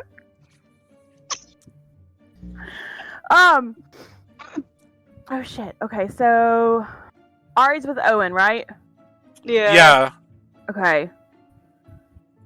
We're down to one chicken Yeah, with Ari. with Ari. And then we've got Luther and we've got Corbin. Yes. Okay.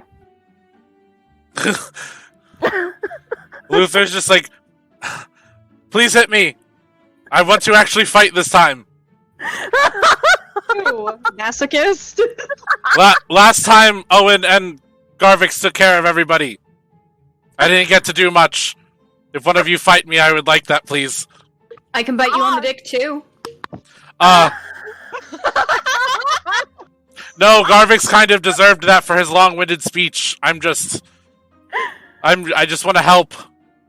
The dick biting is not limited. Why do you want to help? Actually, hold on a second. Luther's just like, you cannot bite what I don't have. I'm sorry. You're okay. I can bite what you do have. Oh. I'm trying to. Oh man, I had a couple ideas. I don't know which one I want to do. Bear time, bear time, bear time, bear time. You could. I could. Nobody's seen that yet. No. Bite his dick off. You know what? Let's do bear time. Yes! So you're shifting? I Join am the dick shifting. biting hours. Shifting? Luther just goes, you're a bear now! This man does not know what the fuck is happening. I've lived in the desert most of my life. I've never experienced a bear. This is scary. I've also lived in the desert my whole life. At least I know what a fucking bear is. I know God. what one is, but I've never seen one in real life. Well, you clearly have not gotten out of Aditya much then, No, bitch. I haven't. Bitch. Bitch. No, you're the bitch. You're the asking bitch. To be fought right now. You're the masochistic bitch that's asking to be fought right now. You're the one that's You fighting your understand? own daddy, so where's that? You have daddy I am issues, trying bitch. to knock this bitch on the ground, knock him unconscious because he's not in his right mind. So suck my dick, Frankly, bitch. Yeah, but your first two hits didn't hit, so bitch. Yeah, well, guess what? all of your attacks are halved because I'm pissed off. So what does that fucking say about you? Also, I'm chosen to be a god, so go fuck yourself. How about that? I don't want to be How a about god, that, so twat? fuck yourself. Well, listen, you're If not I may important enough to add- be a god, you twat. A bear. and if I may add, Go ahead, Katie, I'm sorry. I didn't think you guys would enjoy Luothra this much. Absolute chaos. The chaos is great. Goggle my hot nuts in salt water. so I have Rio's to ask. gonna. Oh, go ahead. I have to ask. Do him and Dream know each other? Because Who? Tabaxi. Oh, Yeah. does Dream Luther ask that and out loud? Does he go, do I know you? from somewhere? No. You from somewhere? Are you fam? I thought you were bae, but it turns out you're just fam. I do not. I do not know half Tabaxis. They are frowned upon. Oh, Whoa. okay, yeah. I definitely know this fucker. Yeah, I definitely know this fucker. He tried to fight me when I was a kid. Okay. Excuse Rip his me. dick off. Rip his Excuse dick me, off. Luther. Is your name Luther? My name is Luothra. I don't give a damn. That is very rude. Well, suck my dick, I give okay? I give a damn about your name. It's Riona. It's a very nice name. Thank you. You know what, Luther? Let me tell you something. You can leave. You don't have to do this. You can just leave. She's right, you know. No, I made a. I have a contract with him. Well, he's about to be dead, so who cares? Just leave. No, I don't want Cybrax coming back and taking my throat. Well, Well, we'll kill I'll him take care too. of Cybrax. Get out of here. It's your throat or your dick. Make a choice. Bear. Not say. Bears have enough bite pressure to crush a skull, just FYI. This is true. Now's your chance, Luther. Are you flirting with me? Bitch! I mean, if you want Yeah. your brains to be all over the floor, we can do that. I mean, I don't have much going on for me in this desert town, so if I die, is it really that bad of a thing? No, but you know what? You can make a damn name for yourself, so get the hell out of here. I hear Kaisis has a Yeah, really you know nice what? realm. Get! Just, Luther, just attack me, please. I don't care. it sounds to me like you've got some self-esteem issues going on here. Do we need to psychoanalyze this right now? No, because we're in the middle of a fight. Therapy. Ah, bear. No. We're gonna do this. Can this guy join us? Yeah! Somebody with charisma, go! You know what? Caliber! Let's go on some real sites. Like, if he's talked at a bear. Shoot! I have high charisma. Can I just try to Did you persuade see him? me on the I go? do too. So you want this racist to join us then? I have no see how it charisma. is. Despite being, Oh, I didn't realize he was a racist. despite I thought being, he had self-esteem issues. despite being a wizard, he is not very smart.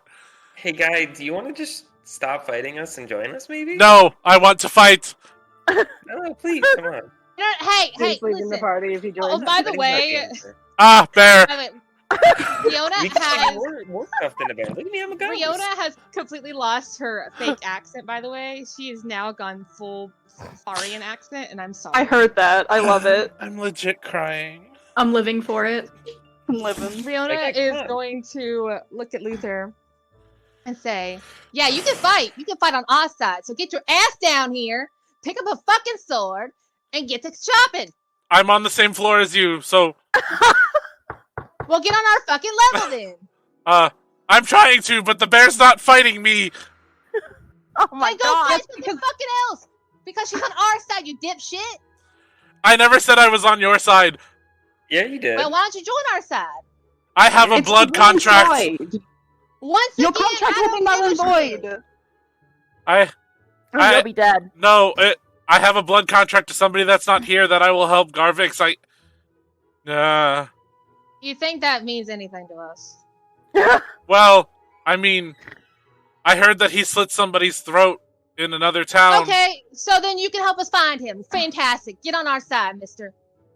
Yeah, we'll Ah, keep this guy. bear. Yeah, that's a bear, Now, dude. either You got it. you join us, or I'm going to make you join us. Oh god. Why can't we just fight? Can I No, cast we're command? past the fighting now. You want to Can Avon cast just- command?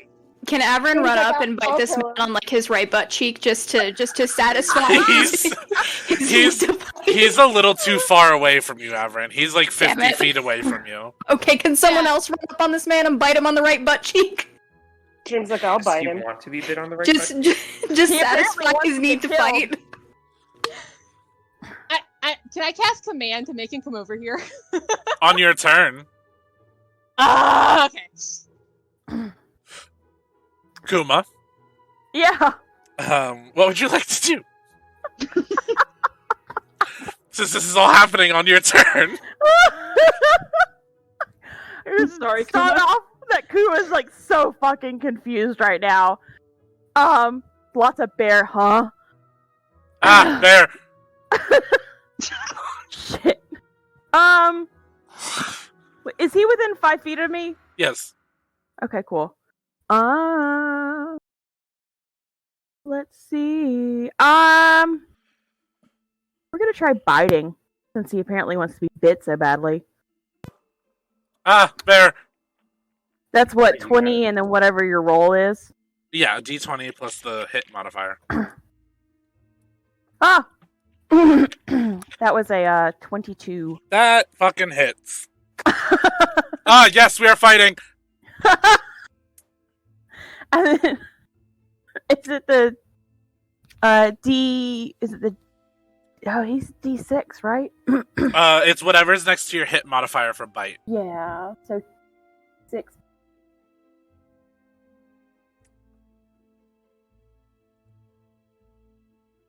Apparently.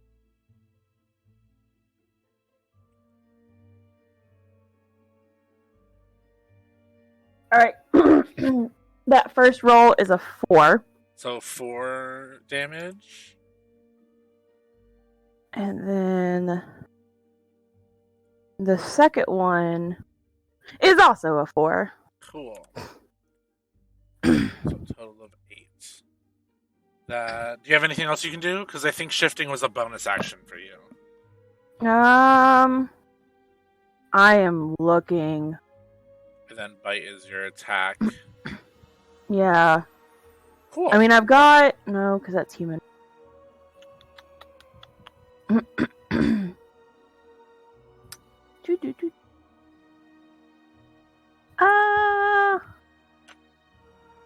I don't think so. Cool. I think that's it. Yeah. Awesome. That is Luathra's turn. And he goes, yes, we're fighting. Let me make my attacks now. And he's going to make his 3 attacks on you. Okay. Holy shit, they all hit.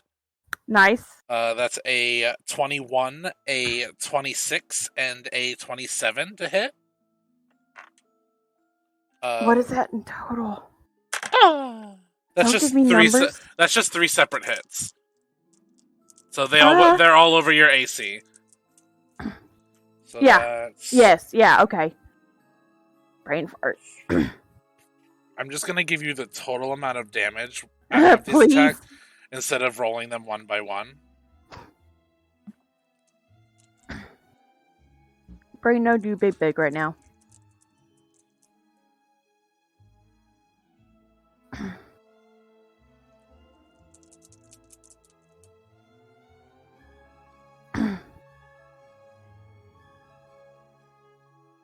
That's 55 damage to you. Ooh. And Shit. that is Dream's turn. Who's around him? Luathra is just going to be like, yes, half Tabaxi, are you going to fight me also? I can take 2 opponents at once. It's going to be embarrassing for you, but I'm itching for a fight. I just got bit by a bear in the middle of the desert. I think that is embarrassing enough. You want to be bit by half Tabaxi? Are you flirting with me? Do you want me to? Also, we might be related, but that's neither here or there. I mean, flirting is weird to do in the middle of a fight. I'd argue it's the best. Where else are we going to do it? I don't know, like a bar? Okay, well, let's see how the fight goes. Okay, if the fight goes the way you guys want it to go, I will be dead and can't flirt with you, so... Are you trying to flirt with me to save your life? No. But you were flirting with me. No.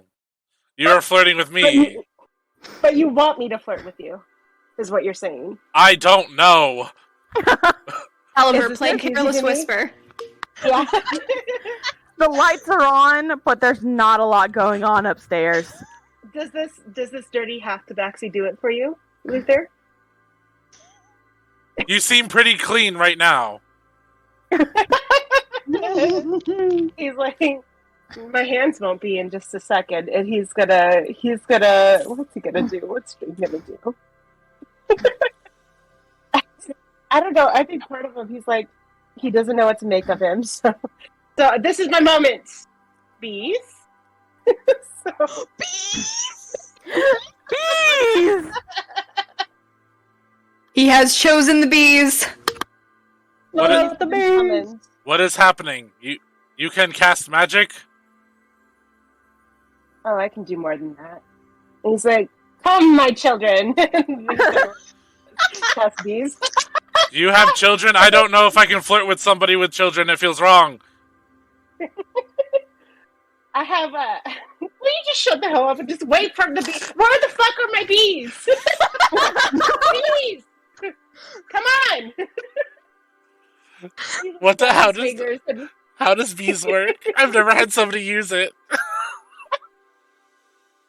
You extend your hand toward a creature you can see within range and project a small swarm of bees from your palm. The creature must succeed on a Constitution saving roll or take 1d12 poison damage. A Constitution saving roll? Yeah. What's your Constitution is DC? 16. A 16? My DC?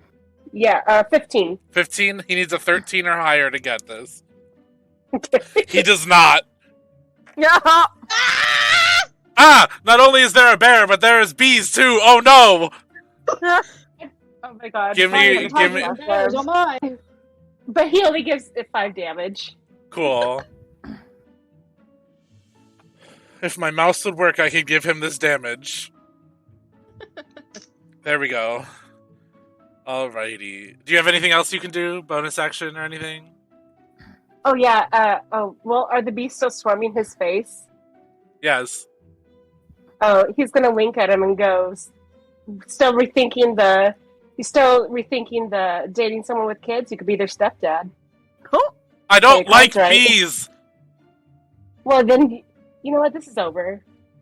I can't do that with someone who doesn't like bees. I'm allergic to honey. I don't like Dude. bees. Please join Does us. that you're mean he d- takes extra damage? You deserve better anyway, Dream. Is that all you can do, Dream? Hold on, let me see. I don't want to kill him anymore. Vaccine.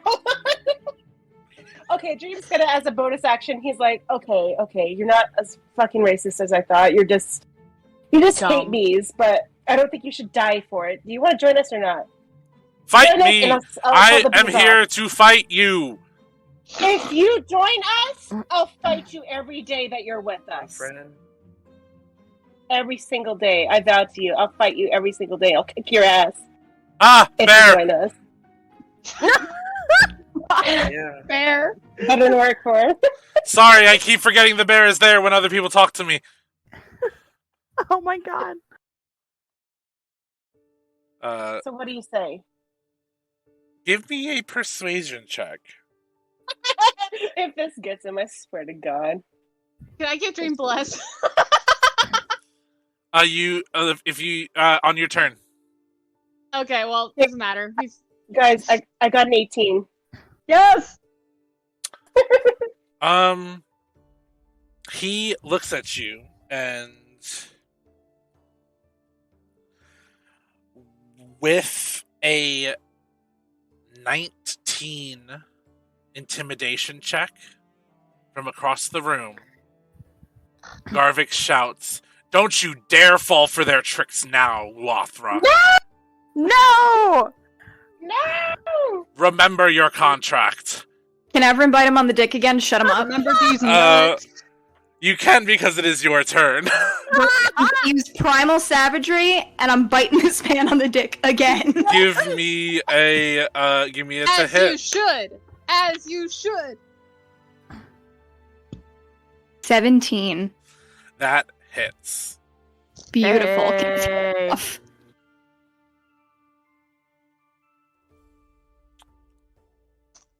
Yes, it is Luothra. Luathra. Bless you. And I tear the dick off. How much damage did you do, my friend? Let's see. 8. 8 damage? Cool. Mm-hmm. Awesome. That didn't take the damage off. That was weird. D&D Beyond, are you okay? There we go. Cool. That will be Caliver. Oh, it's finally my turn? Yeah, But did I Jeez. rip the dick off though? you did not. Oh, these poor Damn it. guys. So, Kuma is a giant bear. Yes. That's new. And Avaran's a fox. Fighting a crow. Fighting a crow. Well, I'd like to give them some help. Okay. I'm going to twin cast Enlarge on both of them. Oh! Nice. I can bite even more dicks. Okay. Everyone can eat the bird! All it does is cost me 2 sorcery points. Because it's only a level Everyone can 2 eat the spell. bird! Okay. I'm ready. Dick and all, let's go. Let's see. They double in size in all dimensions, and their weight is multiplied by 8. Size category goes up by 1 category. Until the spell ends, they have advantage on strength checks and strength saving throws. Their weapons also grow to match new size. Dealing damage with these weapons deals an extra 1d4 damage. Oh Damn. my god. So their attacks will just do an extra 1d4 is all. Okay, Um, so we have an even bigger bear and big boy Avaran. did you use the advantage from Silvery Barbs on your last attack, Kuma? No, because I didn't even. Okay, because I think it only counts for your next attack. I don't Okay. think it's like saves, which is fine.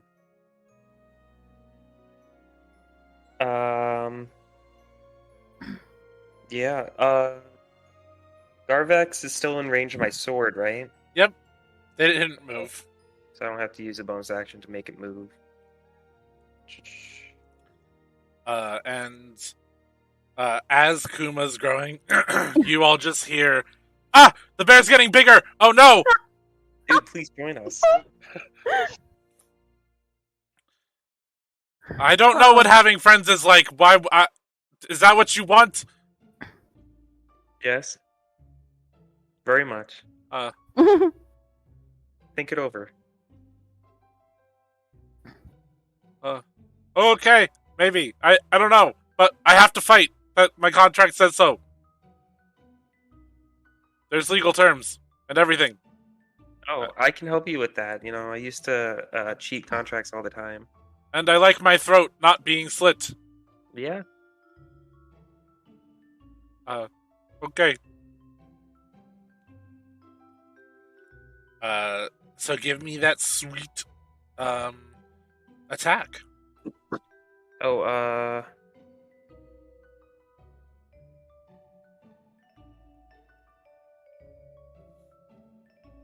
yeah, I also want to cast.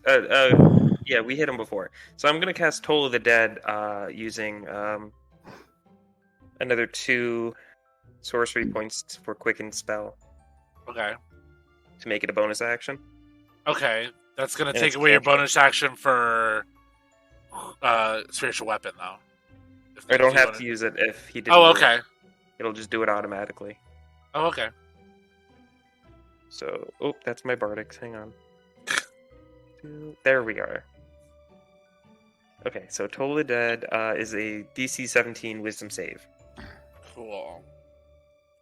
He is not that good at wisdom, believe it or not.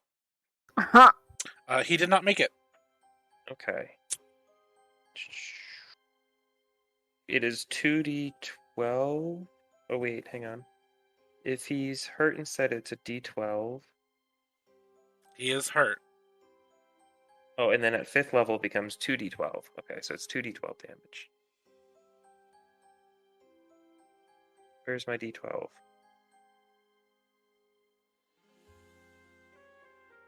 Okay, that's 11 damage. Okay.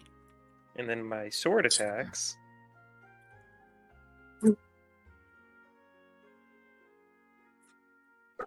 Does a 14 hit? It does. Oh, okay. Whoa. That's 2d8 plus 5 for 15 more damage. Jesus, he is not happy. Uh-oh. Ouch, that hurt. Yeah, pretty huge turn for me, I'd say. Didn't even listen to my speech, and you're great. Cool. Awesome. That brings us to the one abyssal chicken. It's gonna attack Caliber. I'll go toe to toe with this chicken. Neither of those attacks hit. That brings us to Ari. Oh shit. We're still gonna try to hit old Papa Bear there. 17 doesn't hit, right? It does. Oh, I rolled a 17 last time too. You said it didn't hit. Oh, sorry. That's all right. I was looking at the wrong AC last time. Oh. I think double damage needs to be done now. That's because, fine. Yeah, I can. Okay. I'll take double damage for it. That's a Okay, mistake on my part. I was looking at Riona's AC. Sorry. Damn right, I'm hard to That hit. got me. That got me. Yeah, damn, of course Riona's hard to hit. She's out here. Okay, cool. So I'm gonna roll. And I am also gonna do my dual weapon, but I'm assuming I get 2 great axe hits for last For the time, missed and hit, then yeah. okay, cool. All right, so that's 1. Yeah, so you'll technically do damage 3 times this turn. Because Cool. if you hit the 2 times on this turn. Okay. Yeah, so that's a 13 and a 14, 14. and then I'm gonna do my hand axe damage, but that's not with proficiency. Hold on. Oh, that I rolled the wrong dice. Excuse me. That was an 8, not a 6. Here we go. Okay, and then I got a 5. So that's 13, 14, and 5. So that is 27 plus 5 is 32. Cool. Cool. And then I'm going to do my extra attack. Yep.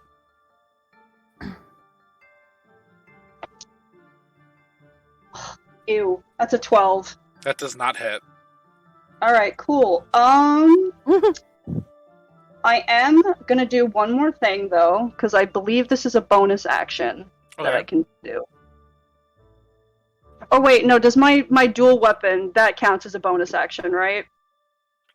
I think so. I don't know. I know two-handed weapon. Or two-handed weapon fighting. Yeah, 2 weapon fighting is a bonus action. Okay, Yeah. Nope, then my turn's done. Cool. That brings us to Daddy. Actually, how's Daddy looking? He's good. He's gonna Actually, make his. This can't be Daddy. We already have a Daddy. This is Pop. This is Devil Daddy. This is Ari's dad. He's gonna make his 3 attacks. If I could keep my dice in my hand. Nah. That's gonna be silly. Only 1 hits, and it's his tail attack. Sweet. So it's 2d6. That is 10 halved to 5. Sweet. That is Garvix's turn. Garvix is going to take his 3 attacks also, and aim them at Ari. Ew. Fuck this man. So 2 of them hit.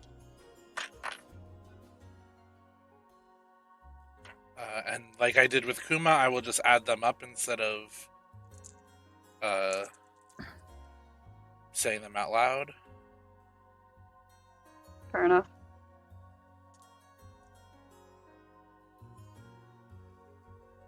That's 52 damage. Even halved? Is force damage halved for you? I don't That's know. because it's not bludgeoning, piercing, or slashing. I think. Where would I find that? I think barbarians besides Bear Totem are just halved for bludgeoning, piercing, and slashing. Okay, so that's just 52 then. Yeah. Okay. That's his attack, and that is Riona.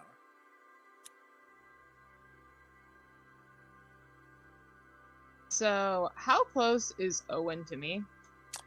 You are probably 10 feet from Owen. Okay. Well, 15 actually. You were in front of everybody. Ari was in the back and stepped away 5 feet and raged.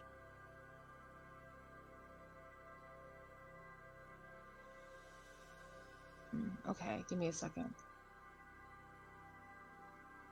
I find the best way to go about this because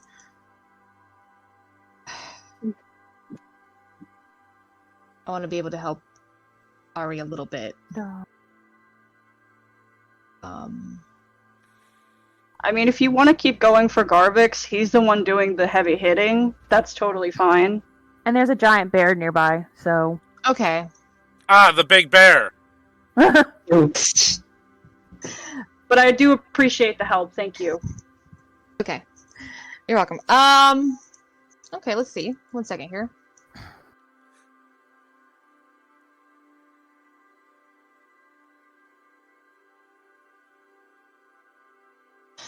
Who is within 5 feet of Garvix? Avaran.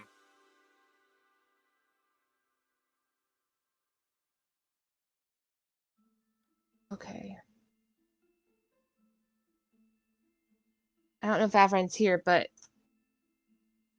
they got pretty good constitution, right? I think Avaran stepped away. That's why I said I didn't think they were here. Avaran has decent constitution. Normal. Okay. The reason I ask is because I have a spell called Moonbeam. A silvery pale beam of light shines down in a 5-foot radius, 40 feet high cylinder pointed within range. Until the spell ends or dim light fills the cylinder. Cylinder. Basically, a creature who gets trapped in that is engulfed in ghostly flames. You causes searing pain. You can place it to where it does not hit Avaran. Perfect. I just want to Kentucky fry this bird. That's Okay. all. Bop, bop. So, I'm gonna have that shine down upon him. He has to do a con save. Yes. So he has to be a 15. He does not. Good. He rolled a natural 4. I'm also casting this at a level 2, by the way.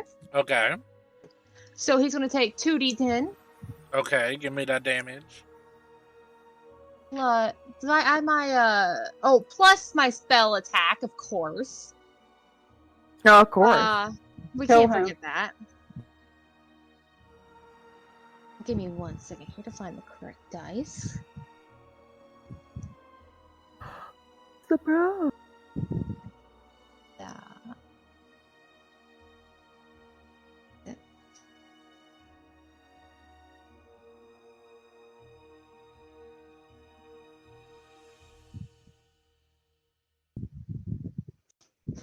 All right. That's going to be a 16 plus.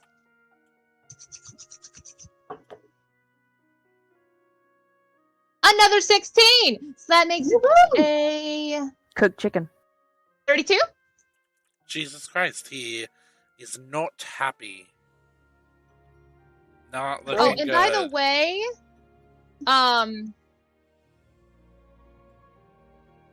let's see. Oh, no. Never mind. I do think.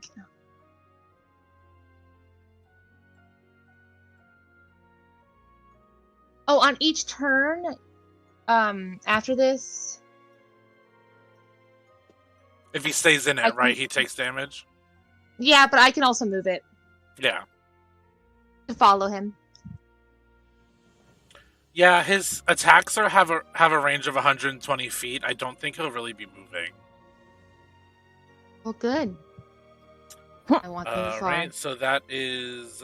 Because that has 120 feet range too, baby! Yeah. That's Kuma's turn.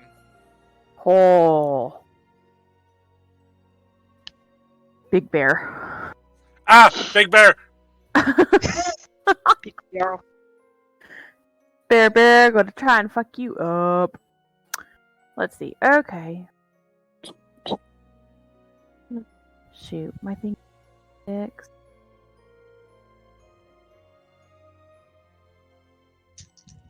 Oh. Let's go. That's 17 plus 6 for a bite. That hits. Okay. On Lulathra? Yes. Cool. Since he doesn't seem to want to come to the good side. Sorry, dude. It's not like we didn't try. 2d6 2.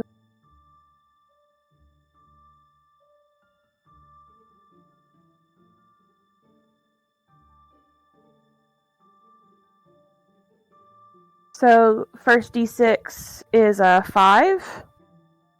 Okay. And then the second one is a 4. Cool. It's 9, I think. Yeah, 9 in total.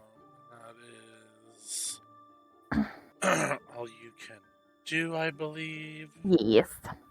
At least in bear form. That is Luathra's turn. He's going to be like, "Ow! That bite hurts a lot!" And he's going to make his 3 attacks. And all of them hit. Oh god. Somebody might need to heal me next round.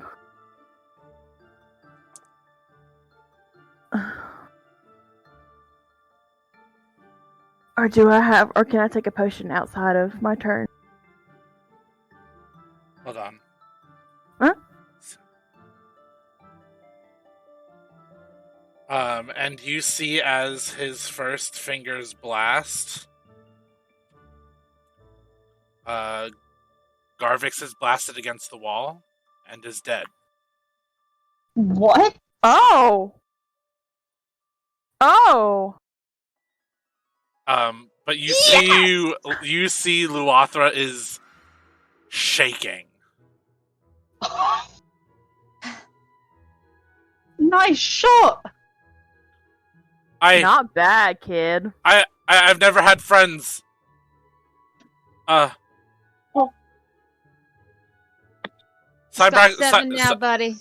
is gonna come back and kill me. I'm scared, but we'll take care of you. Garvix sucked. Garvix does indeed suck. He wasn't good. I don't know what good is, but he was not it. You're right. You said that Owen was your dad? Yes, this is my father. With Garvix dead, the spell on him should have ended. I think when Luathra says that, Ari kind of like looks at their dad with like very pleading eyes and just kind of goes, "Father, is that you? Are you in there?" Kiddo, when did you get here? Oh god. Ari just embraces him in a super, super tight hug and just squeezes the life out of him and is like, "I thought I lost you." No, how could you lose me? I wasn't that far. Dad, do you have any idea what's happened? I took a job. What job? You know, I don't remember. Dad, you've been gone for 50 years. No. Yes, you disappeared.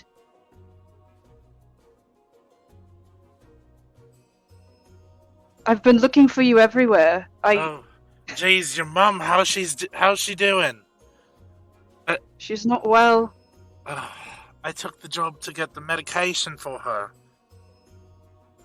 Oh, she's alive. She's still kicking. You can't keep that woman down. But I also did the same. I joined the city guard after you left, and I've been helping to. You became a copper? I did. I did indeed. Come on, I raised you better than that. Well, listen, it was the highest paying job at the time, and they needed someone with my skill set, so I did. You mean they needed somebody that could fly? Yeah, mostly. They needed someone that could fly. I know somewhere that can really help your mother. And where would that be? I have to take her home. To the Violet Isles? Yes. And by the looks of it, you're heading there too. So. Yeah. Fun fact, I guess something happened with our country's chosen, and, I guess Nuna has plans for me, because, I'm on the Great Awakening now, Dad. Well, you're definitely your grandmother's grandkid. Yeah, by the way, kind of fucked up you didn't tell me about that all these years. Your mother made me promise. It was her burden to bear. I mean, that's fair enough, and, when I see her again, we're gonna have some words. As you always do. Of course. I was always the calm one in the house. Indeed you were, thankfully. As you guys are talking, you just hear Luther go, "Oh, this is cute! A family reunion!" Yeah, and I think Ari kind of looks at Luathra and goes, "Thank you for that.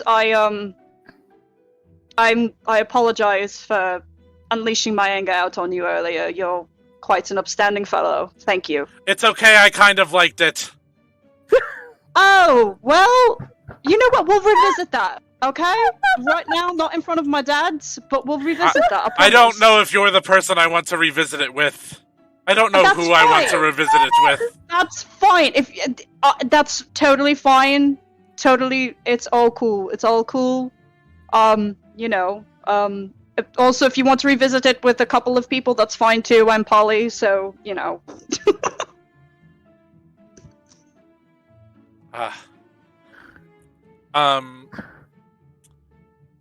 Ari, as you're standing there, you get almost like a buzzing sensation in your head. Ew. And you hear a very, My baby. very familiar voice. Okay. It says, "Working on something important. Don't reach out and don't come find me." Oh no. Can I respond? You can respond, but you have 25 words to respond with. Fuck. Motherfucker. Okay, I know exactly who this is too. Fuck. What do you mean don't come find you? Sawyer?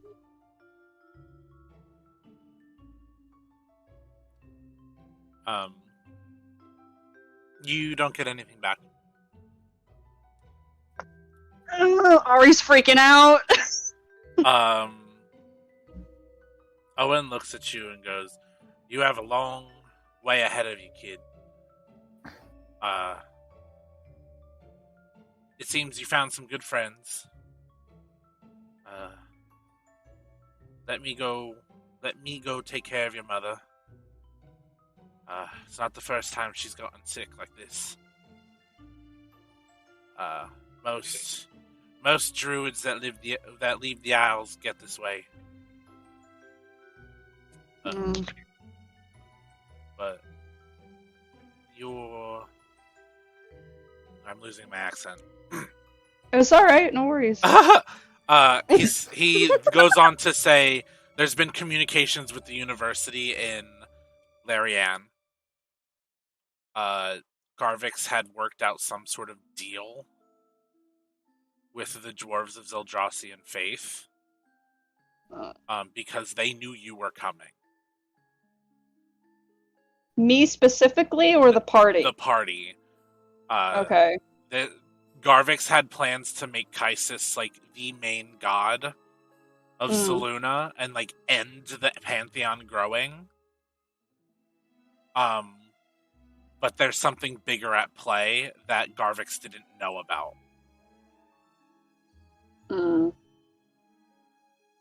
Interesting. And Luathra kind of sits up and goes, you all should leave before Cordon gets back. Come with us. Honestly, I think before Owen leaves, me and Owen have a mess to clean up here. Yeah, actually, Ari looks at Owen, and says, I just figured I'd let you know, but, Grandma really wants, that Corvin guy dead.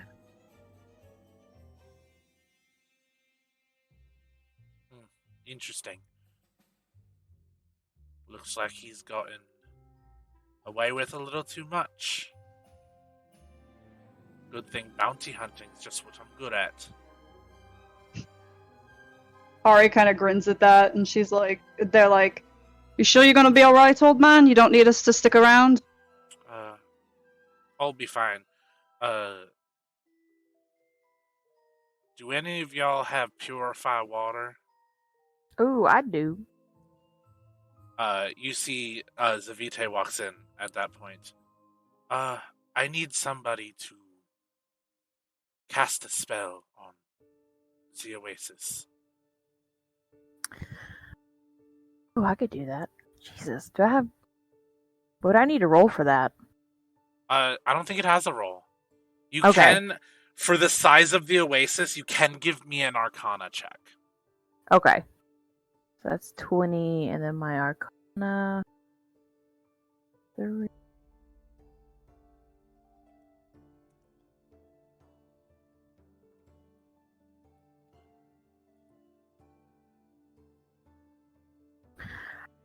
I got 11. An 11 was just enough. Oh! You see as the water starts glowing and shimmering, and a orb of light grows and goes over the entire city. And you guys see the Oasis, and what you take is its original beauty.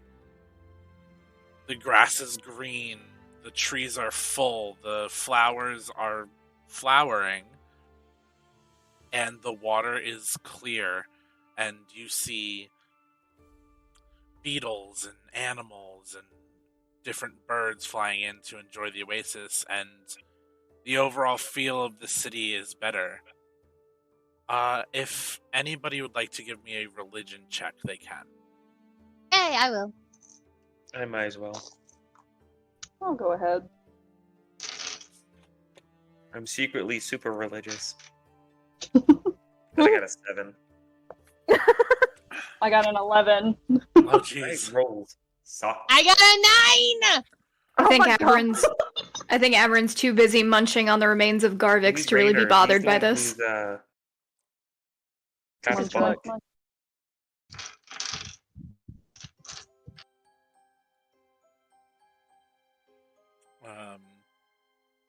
So did anybody get over a 15? No. No. Okay.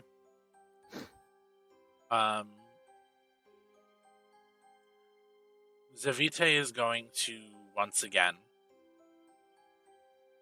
take Riona's hand Riona dies. and is going to give you the help action Oh, okay. to make this religious check. Okay. Rolling again.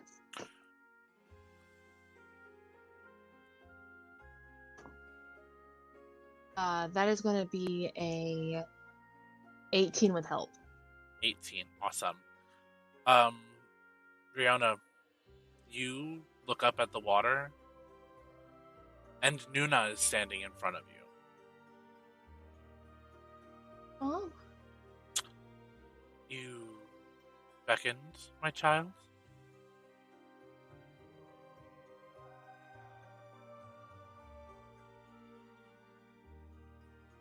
It's nice to feel a connection with this city once again. It's quite Glad we could beautiful meet. here, is it not? It is. I'm glad we could bring it back to you.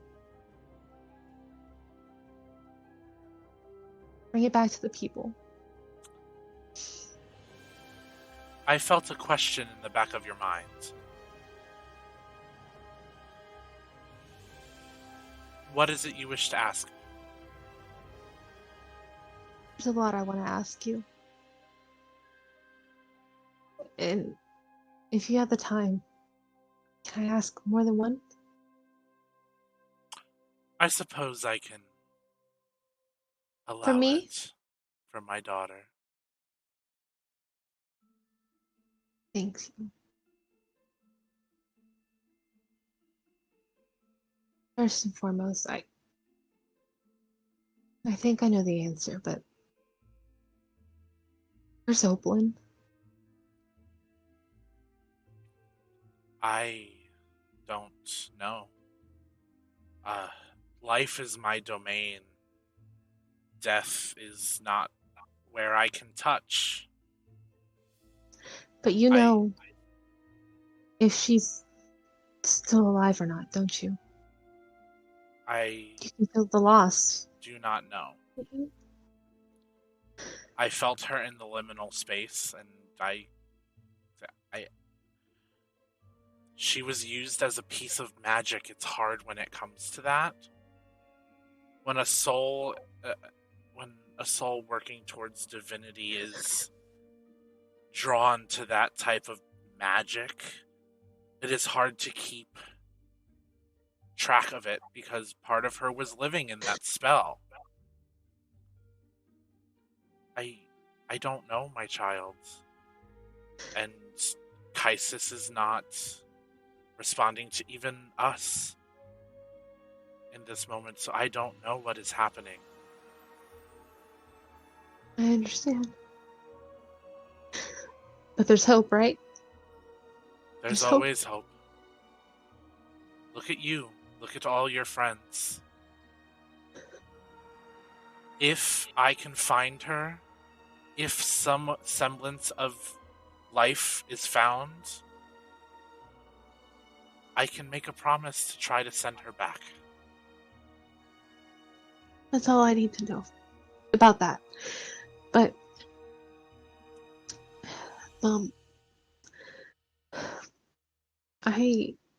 you know how much I've tried to learn about you from the books that we have. Yes. I've asked the right questions. I've done all that I can, but there is something bigger going on, and I only have pieces of it, but someone has told me there's someone called who refers to herself as the water goddess. Yes. If we're going to stop or prevent things like this from continuing, from more lives being in danger, I need to know who that is and what I have to do to prevent this. What we can do to prevent this. I can tell you only little about my sister. I fear this is people working in her name. I think so too. This is not a repeat of the Druid Wars. So she caused the Druid Wars. Yes and no. It's Her hard. followers did. Yes and no. There's a lot of history and a lot of different things. There is a bookkeeper in Larianne that is a master of this subject. She's lived as long as these stories have been around. She was there when these started. She will be able to tell you about Nylila. Nylila. Who's the bookkeeper? She goes by the Red One. The Red One. She is known to run the library of the university. But I see. it is hard to find her.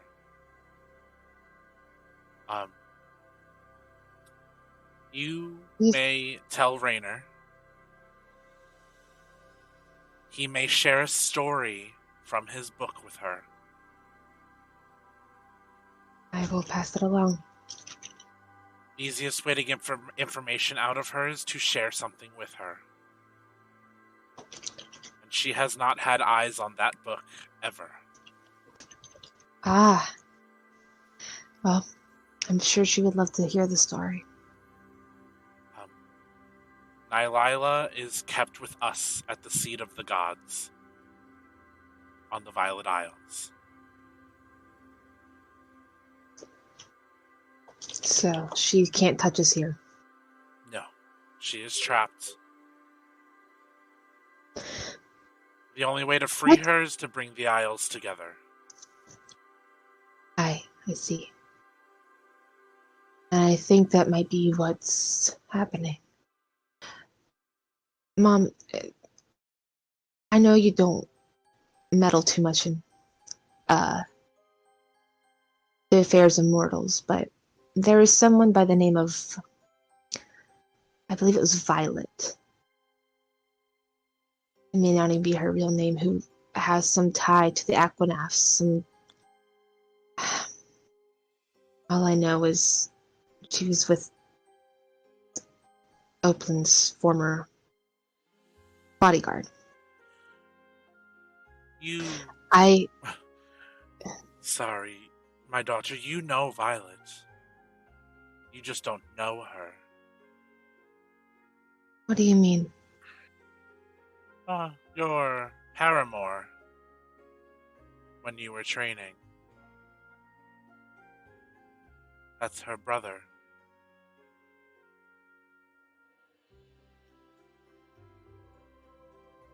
I see. There are things going on in many different places, and there are many of you in the Chosen. I just hope you all don't spread yourself too thin when the battles to come. We have each other. That's how we survived this long. It's how we'll get Oplin back. And it's how we'll survive to join you at the table. Well, I cannot wait to see you there, as the ascension of the Divine Heart is done by the three of us in person. So you will see your uncle and my other sibling. But I do warn you, I suggest you all get to Larianne as quick as possible. You are done where you are now. Ariandri's father and Luathra, an odd name for a cat, will clean up what is going to go on here. Ari has no need to worry about the deal we made, as I know Zavite and Owen can handle Cordon. But you all should get to Larianne as soon as possible. Something is happening at the university in the capital. What's happening at the university? I do not know. I just know it's of a great disturbance like the one that happened here. Oh, God. Okay. But I must go, Maybe. my child. I know. The connection. While magic is great here, it's hard for me to stay in the realm like this, outside the Violet Isles. I know. I love you, my daughter. I love you too, Mom. And I hope to talk to you soon. We will. And she disappears. And time goes back, and you are with your friends.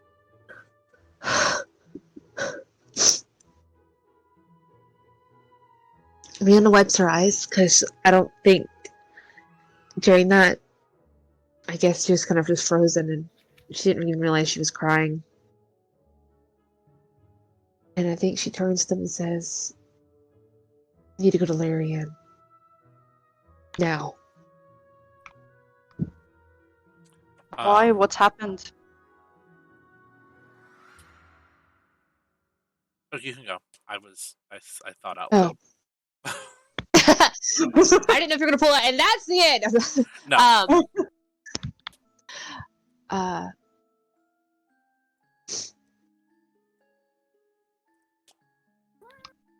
Someone is trying to do what happened here again. But there. That's very concerning, because amidst everything, I received a sending message from my paramour in Larianne. He told me not to find him, that he's working on something. He's one of the students at the university. So it doesn't bode very well. And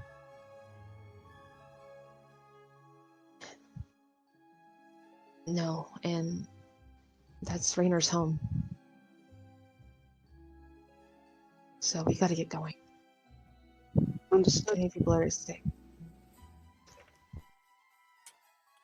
As you guys are talking, Owen kind of perks up and goes, "Oi, kiddo, you know, I know a pretty darn good pilot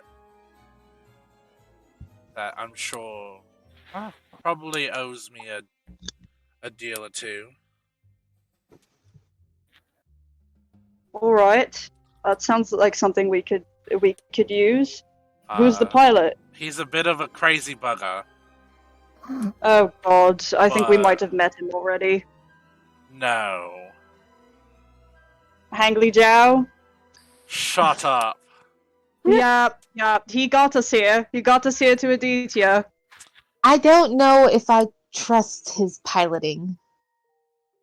I mean, that was the flight Oakland died. I mean, he used to It wasn't sail. his He used to fault. sail the seas. Always the captain's fault. That's why they're the captain. They have to take He- responsibility for everyone on the ship. Well, he used to sail. I'm gonna talk without the accent because I'm losing it again. That's He goes about saying that he used to sail the seas with a crew, a crew that split up, and one became a cleric, and one lived in Morganthe. And after that, he settled in Valorian, made his ship a airship.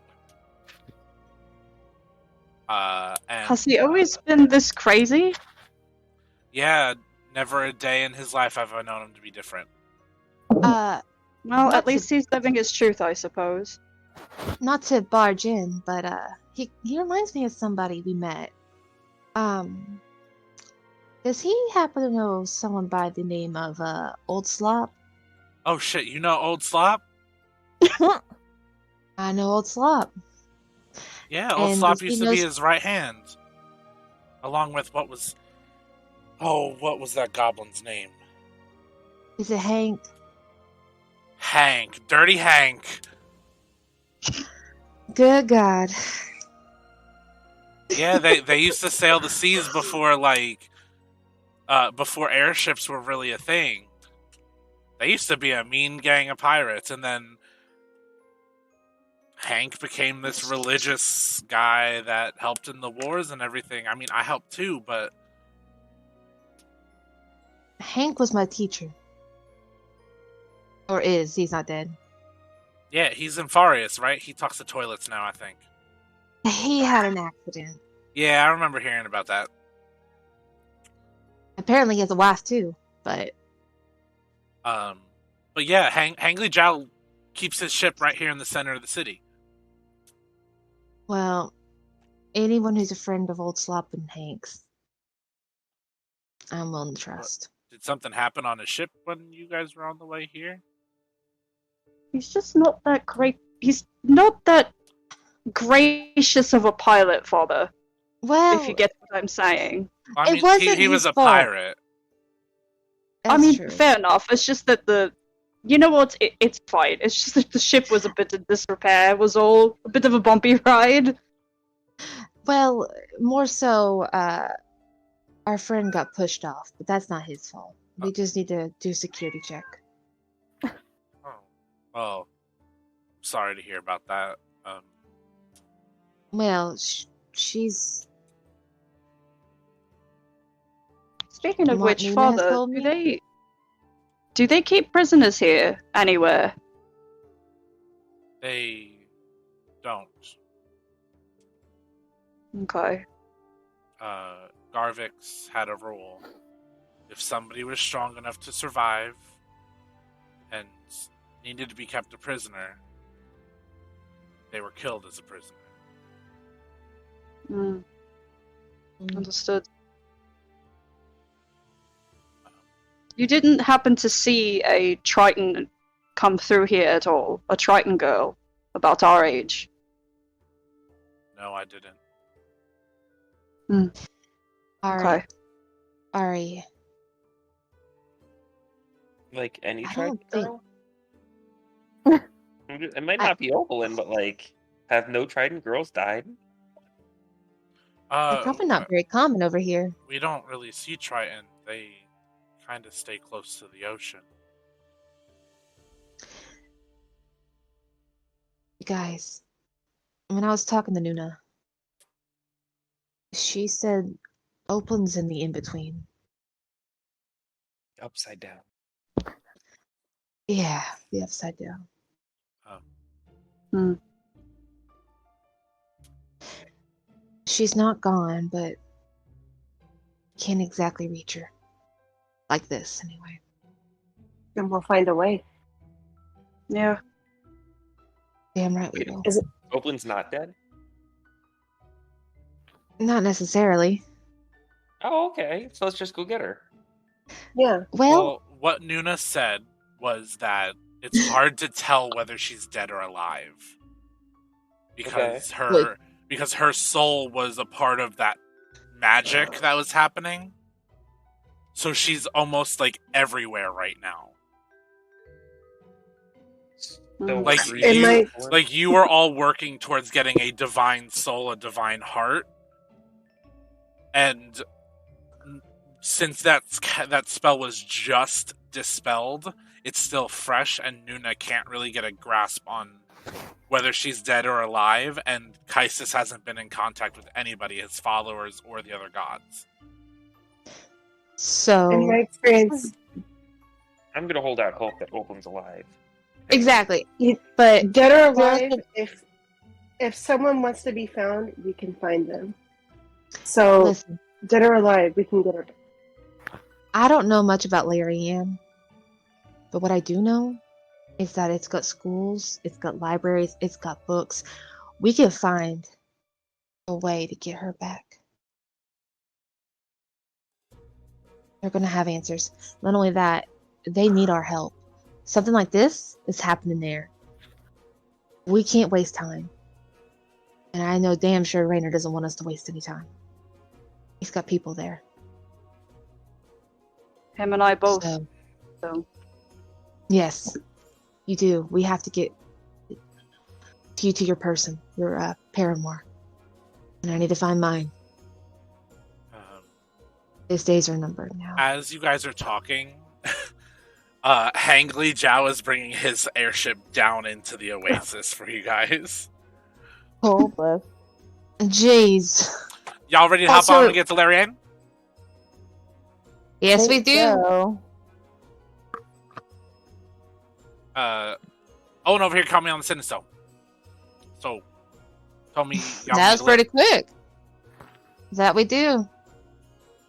You gonna make a check to make sure there ain't going anybody push us off the ship again? Yeah, ain't no invisible people anymore. You sure about that? 100%. I Here, threw do rocks okay. everywhere. Appreciate it. Now, Hangley, I know Slop and I know Hank. Oh So shit, you you know do me a Slop and favor. Hang? I know Slop and Hank. Them Could you do old me a bitches. favor and they're my bitches too. Now listen, if you could please do one more check of the ship. Absolutely. And make sure you check for magic. That's all I ask. Of course. Zavita, can you help me by casting Detect Magic and looking for people? Zavita just goes, sure, I can help you with that. And Zavita goes on the ship, looks around. It does like a 15-20 minute search, and he goes, your ship is all clear. Thank you, Savite. I really appreciate it. I can power the arcane engines to make sure that it goes a little faster. You'll get to Heilval in about 2 days' time compared to the 5-day trip that it is if I charge the boosters. If you would like. Please. He does that. You all get on the ship. Hangli Zhao does not give you a harsh takeoff like he did last time, since it's already running and in the air. And what if anybody would like to do anything within these next 2 days while you're traveling? We can go over that real quick. Or if you guys would just like to time skip to getting to Heilval. Question: are we leveling up? You guys are going to level up to level 10. Okay, the reason I ask is because someone who's not here, I believe, wanted to do something during that time. That's fine. We can flash back and go over to that when that said someone is here next week. Okay. I I just want to make sure that was not forgotten. Yep. Dream would like to spend the next 2 days hanging out with Hingli Zhao and learning from him and his pirate stories. And also, I'd like to think of those 2 days, he learns how to understand his accent. Wisdom from the elders. Give me a flat intelligence check. Oh God, you're asking too much of Dream here, buddy. Let me see. Maybe he'll get some wisdom.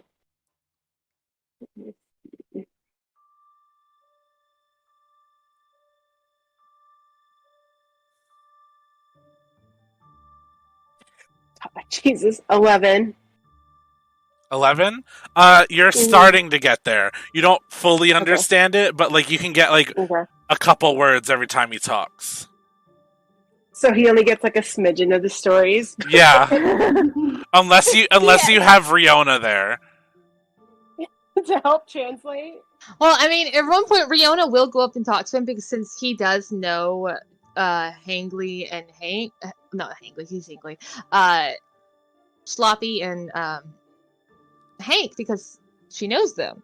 Yeah. So she'd definitely go up there. And I think at one point when they're walking up there, she looks at Dream and says, Dream, I've been faking an accent this entire time. I'm sure you've caught that by now. Oh shit, she's trying to hide where she from? You ashamed of Farias? Yeah. I know it's shitty, but like, come on. I ain't ashamed of it, Hangli. I goddamn threw rocks everywhere to check it out. That's the most Farias thing you could hear. And Dream cuts in. That it is. Dream cuts in. He said, and there's no judgment in his voice as he talks to her. He says, "Is it because you don't want people to know where you came from?" No, it's because it's the way I treated. If they know, it's not just because I'm Farias, but I'm a half-orc. Understanding sure, Texas features, but yeah. people aren't exactly the kindest orcs. Well, I'm half Tabaxi. He kind of like half smiles and goes, "I get it." He goes, "Only instead of an accent, I have to hide these." When he like points his ears and touching, he goes, "But whoever's knocking where you come from, fuck them." Yeah, we're going to. What does it matter? So bring that accent out. Yeah, maybe it's time to let it slide a little more. But she reaches up and like scratches behind his ear. You shouldn't have them either. Oh. Roll for horny, Dream. Oh my god! He actually wasn't. It's friendly! It's friendly! For one, Stream wasn't even trying to flirt with anybody. Hold on. You want me to roll for it? Oh. It's like an embarrassed, horny, like an instinct. Like nobody touches his ears. God. Except Oh for my God. Luster. Luster the Except- Backbuster oh my touched God. his ears. Oh, Do you know my that? God. What have I done? Okay, he got a 6. So Not that horny. yeah, he was picking up the friendly vibes. He read the room for once. Yeah, so you hang out with Hangly Zhao, try to learn his accent, pay attention, learn his stories. Am I wrong to say you might also use that time to train with Elias? Oh, absolutely. Sure, yes. I didn't know Elias was on board. Yeah, Elias is with you guys, and Elias probably also teaches you a little bit about the Monastery of the Divine Heart. Do they have like a Karate Kid montage moment? Yes. Caliber in the Wax background on. singing for us?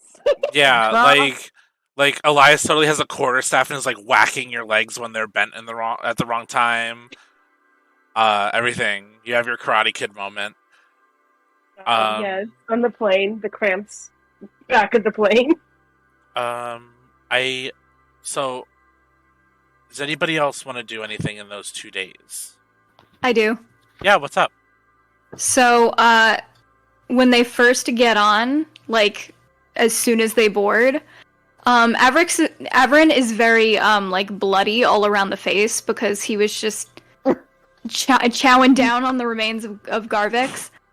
But I want him to kind of, like, approach everyone in the party, and he drops something on the floor, and it's Garvix's really terribly mangled dick. Oh, it's like when your cat like brings you the thing that it killed. So he's sitting there, he's really proud of himself, like this is the most impressive thing he's done in, the last few days. So he's sitting there tail wagging, like tongue lolling out, big smile on his face, waiting to be praised for give head this. pats. Also, when you guys look at Avaran, not only does he seem bigger, he also has 2 tails.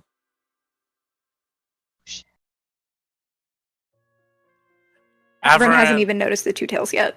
Avaran is about the size of what kind? Like almost like a German pointer. Ooh. It's a big boy. With 2 tails now. I think when Avaran presents the dick, Ari kind of just tries not to look at it, but they do like give Avaran a really big grin and scratch in between the ears, and they're like, "Good job, boy. You did very well." And they're like looking at the twin tails, like not really knowing what to make of it. Because I mean, you can correct me if I'm wrong, Derek, but I'd assume that Ari probably doesn't know, unless Alice taught them about it, probably doesn't know much about kitsunes. Not much is known about kitsunes. Mm. The kitsune tribes, clans, whatever you want to call them, kind of stayed to themselves on the Violet Isles. Gotcha. Yeah, so I think, and I mean, there's no way to really, like, I don't know, Ari's just kind of, like, puzzled by what they're looking at, and, as they're scratching Avaran's head, they look at the tails, and they're like, you've gotten a bit more fluffy there, boy. Have you noticed that? And they kind of pull the not pull, but they like run their hand down the second tail. Averin just kind of starts tail. chasing his tails. Love him. As indeed. Oh, He's so cute. With this baby. cute little moment, is there anything anybody else wants to do? Caliver, Kuma? On the ship? Yeah, during the 2 days downtime, is there anything you would like to do? Are there other passengers? Not No, with yourself. just you guys. That's lame. I mean, not that you guys are a party, but Thanks. I do think Riona wants to check in on Kuma. Sure. I think Caliver's gonna have some alone time. Okay. That's Um, unusual for Caliver. What is Caliver planning? Sorry. Immediate distrust. That's suspicious. That's weird. dude. Been through this before where Caliver, one of his past characters, went alone and things happened and I have distrust, but I will allow it. So Riona and Kuma, despite Push me off the airship too. despite my anxiety that's happening right now. I think this happens closer to when they're starting to get closer to Larianne. Mhm. That way she can give Kuma some space, but I think she goes and finds her. And I guess my first question is, what is Kuma doing? Kuma's probably doing shit. I don't know. It'd be awkward if she was taking a shit. Damn, why? Please do not. What are you doing in there? Are you Are you okay? good? Watching. You better not be You're jerking it. good. Don't push too hard. You- Ew. Don't strain. It's bad. No, Kuma's probably up on deck because the idea of flying is like still really new to her. She finds it really fascinating. And it's like almost kind of, I want to say whimsical. So kind of between that and like going down for like meal and for like sleep, she's probably either doing that or she's probably going through stretches and not quite, I don't know, I guess but she's staying nimble. Okay. So I think Riona comes up probably when she's just kind of admiring the whole, like, we're flying kind of thing. And she's like, I'm still not used to it either. This is the first time I've ever been near an airship. Didn't even know what the damn thing was. Whole concept of even flying. Shit. Never thought I'd see that. I thought the only people who flew were the ones born with wings. This isn't something from home. Yeah, that right. Fucking impressed this thing can even stay in the air. Yeah, I mean, even without the engines, I'm surprised this thing could survive water. Yeah, that right. Yeah, it's it. I'll say this. I'm glad you're with us. Yeah. And I think you're really gonna like it. But Huh. I'm gonna tell you right now, what you've seen the last couple of days, that ain't the weirdest shit you're gonna see. Oh, God. Are you serious? Sky blue, Grass green.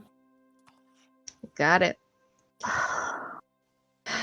Yeah, so just no, you're not alone. A lot of us are real confused about all this.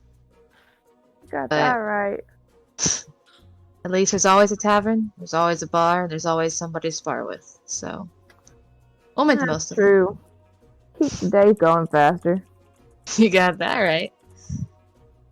But it'll get better. Maybe. Yeah, hell, a Probably. little weirder first. I mean, shit, before I did this, I was just patrolling, eating up assholes and Just trying to make it through the day. Yeah. Now, Now you're here. yeah. And that's gotta be different for you.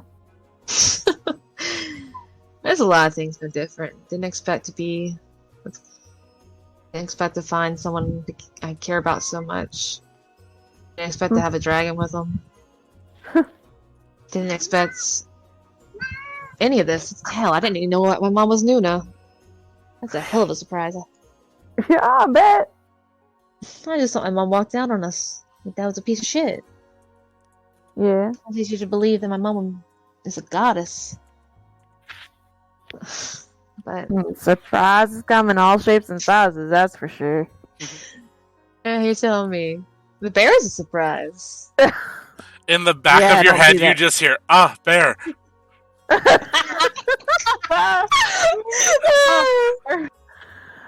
Oh, shit. Guma's not gonna be able to get over that. Anytime anybody's gonna look at her and say that, she's gonna just groan. So how long you been hiding that? Yeah. Pretty much since I joined the ranks. If you want to call joining it an option. Nah, it wasn't really, but you gotta keep Gristle happy. Yeah. Nah. The bear's been around for a while, but I don't bring it out very often. I don't think I would either. Save it for when you need it, like a secret weapon. Eh. That, or if anybody needs to stay warm in the dead ass of winter. You got that right. Hell, you're gonna need it where we're going. Right here, Larianne is colder than a witch's titty.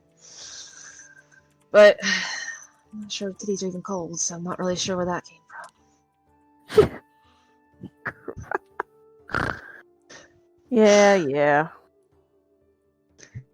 But I think we'll be alright. We Probably. just gotta stay together. Much as I know you don't like that. I don't know if it's so much that. It's just strange to be around people that aren't going to be competition. I mean, you could fight us if you want to. Outside of training? I don't know. I would. I've been doing it most of my life. You get tired of that kind of stuff after a while. Well, then you don't gotta do it again. True that. That's the great thing about all this. You can leave the ship behind and kind of go where you want. Thanks. Kind of. Cool. As you guys are, before I do this, Caliver, did you want to go over what your alone time was, or did you want to keep that to yourself? Both are fine options. Does the ship have a bar? Yeah, I mean it's boxes with drinks. It's not really a bar. It's like a pirate ship. It's not really set up like an airship would be. Oh, okay. So is there like a break room for the workers then? Yeah, it's just full of hammocks. I think I'll just be playing some drinking games with them. Cool. Yeah, Hangly Zhao has like a small crew. But as Kuma and Riona having that conversation, Hangly Zhao starts descending to the port of Heilval. As he turns off the thrusters and the boat sits at the port, you guys walk off, and there is someone waiting for you at the end of the dock. Who this bitch? Oh, hi. My name's Hello? Daphne. It's nice to meet you. And that's where we'll end our session.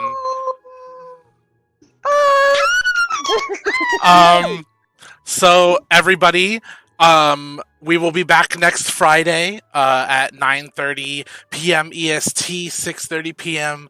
PST. We have a special guest star that I will be announcing right now. I'm super excited about this one. I've been a follower of theirs for a really long time on TikTok.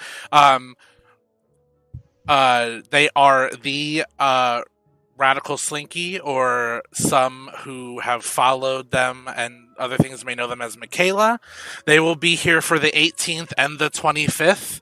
I cannot wait for you guys to meet them and meet their character. I will be putting out announcements and stuff so you guys can save it on Twitter, TikTok, and Instagram.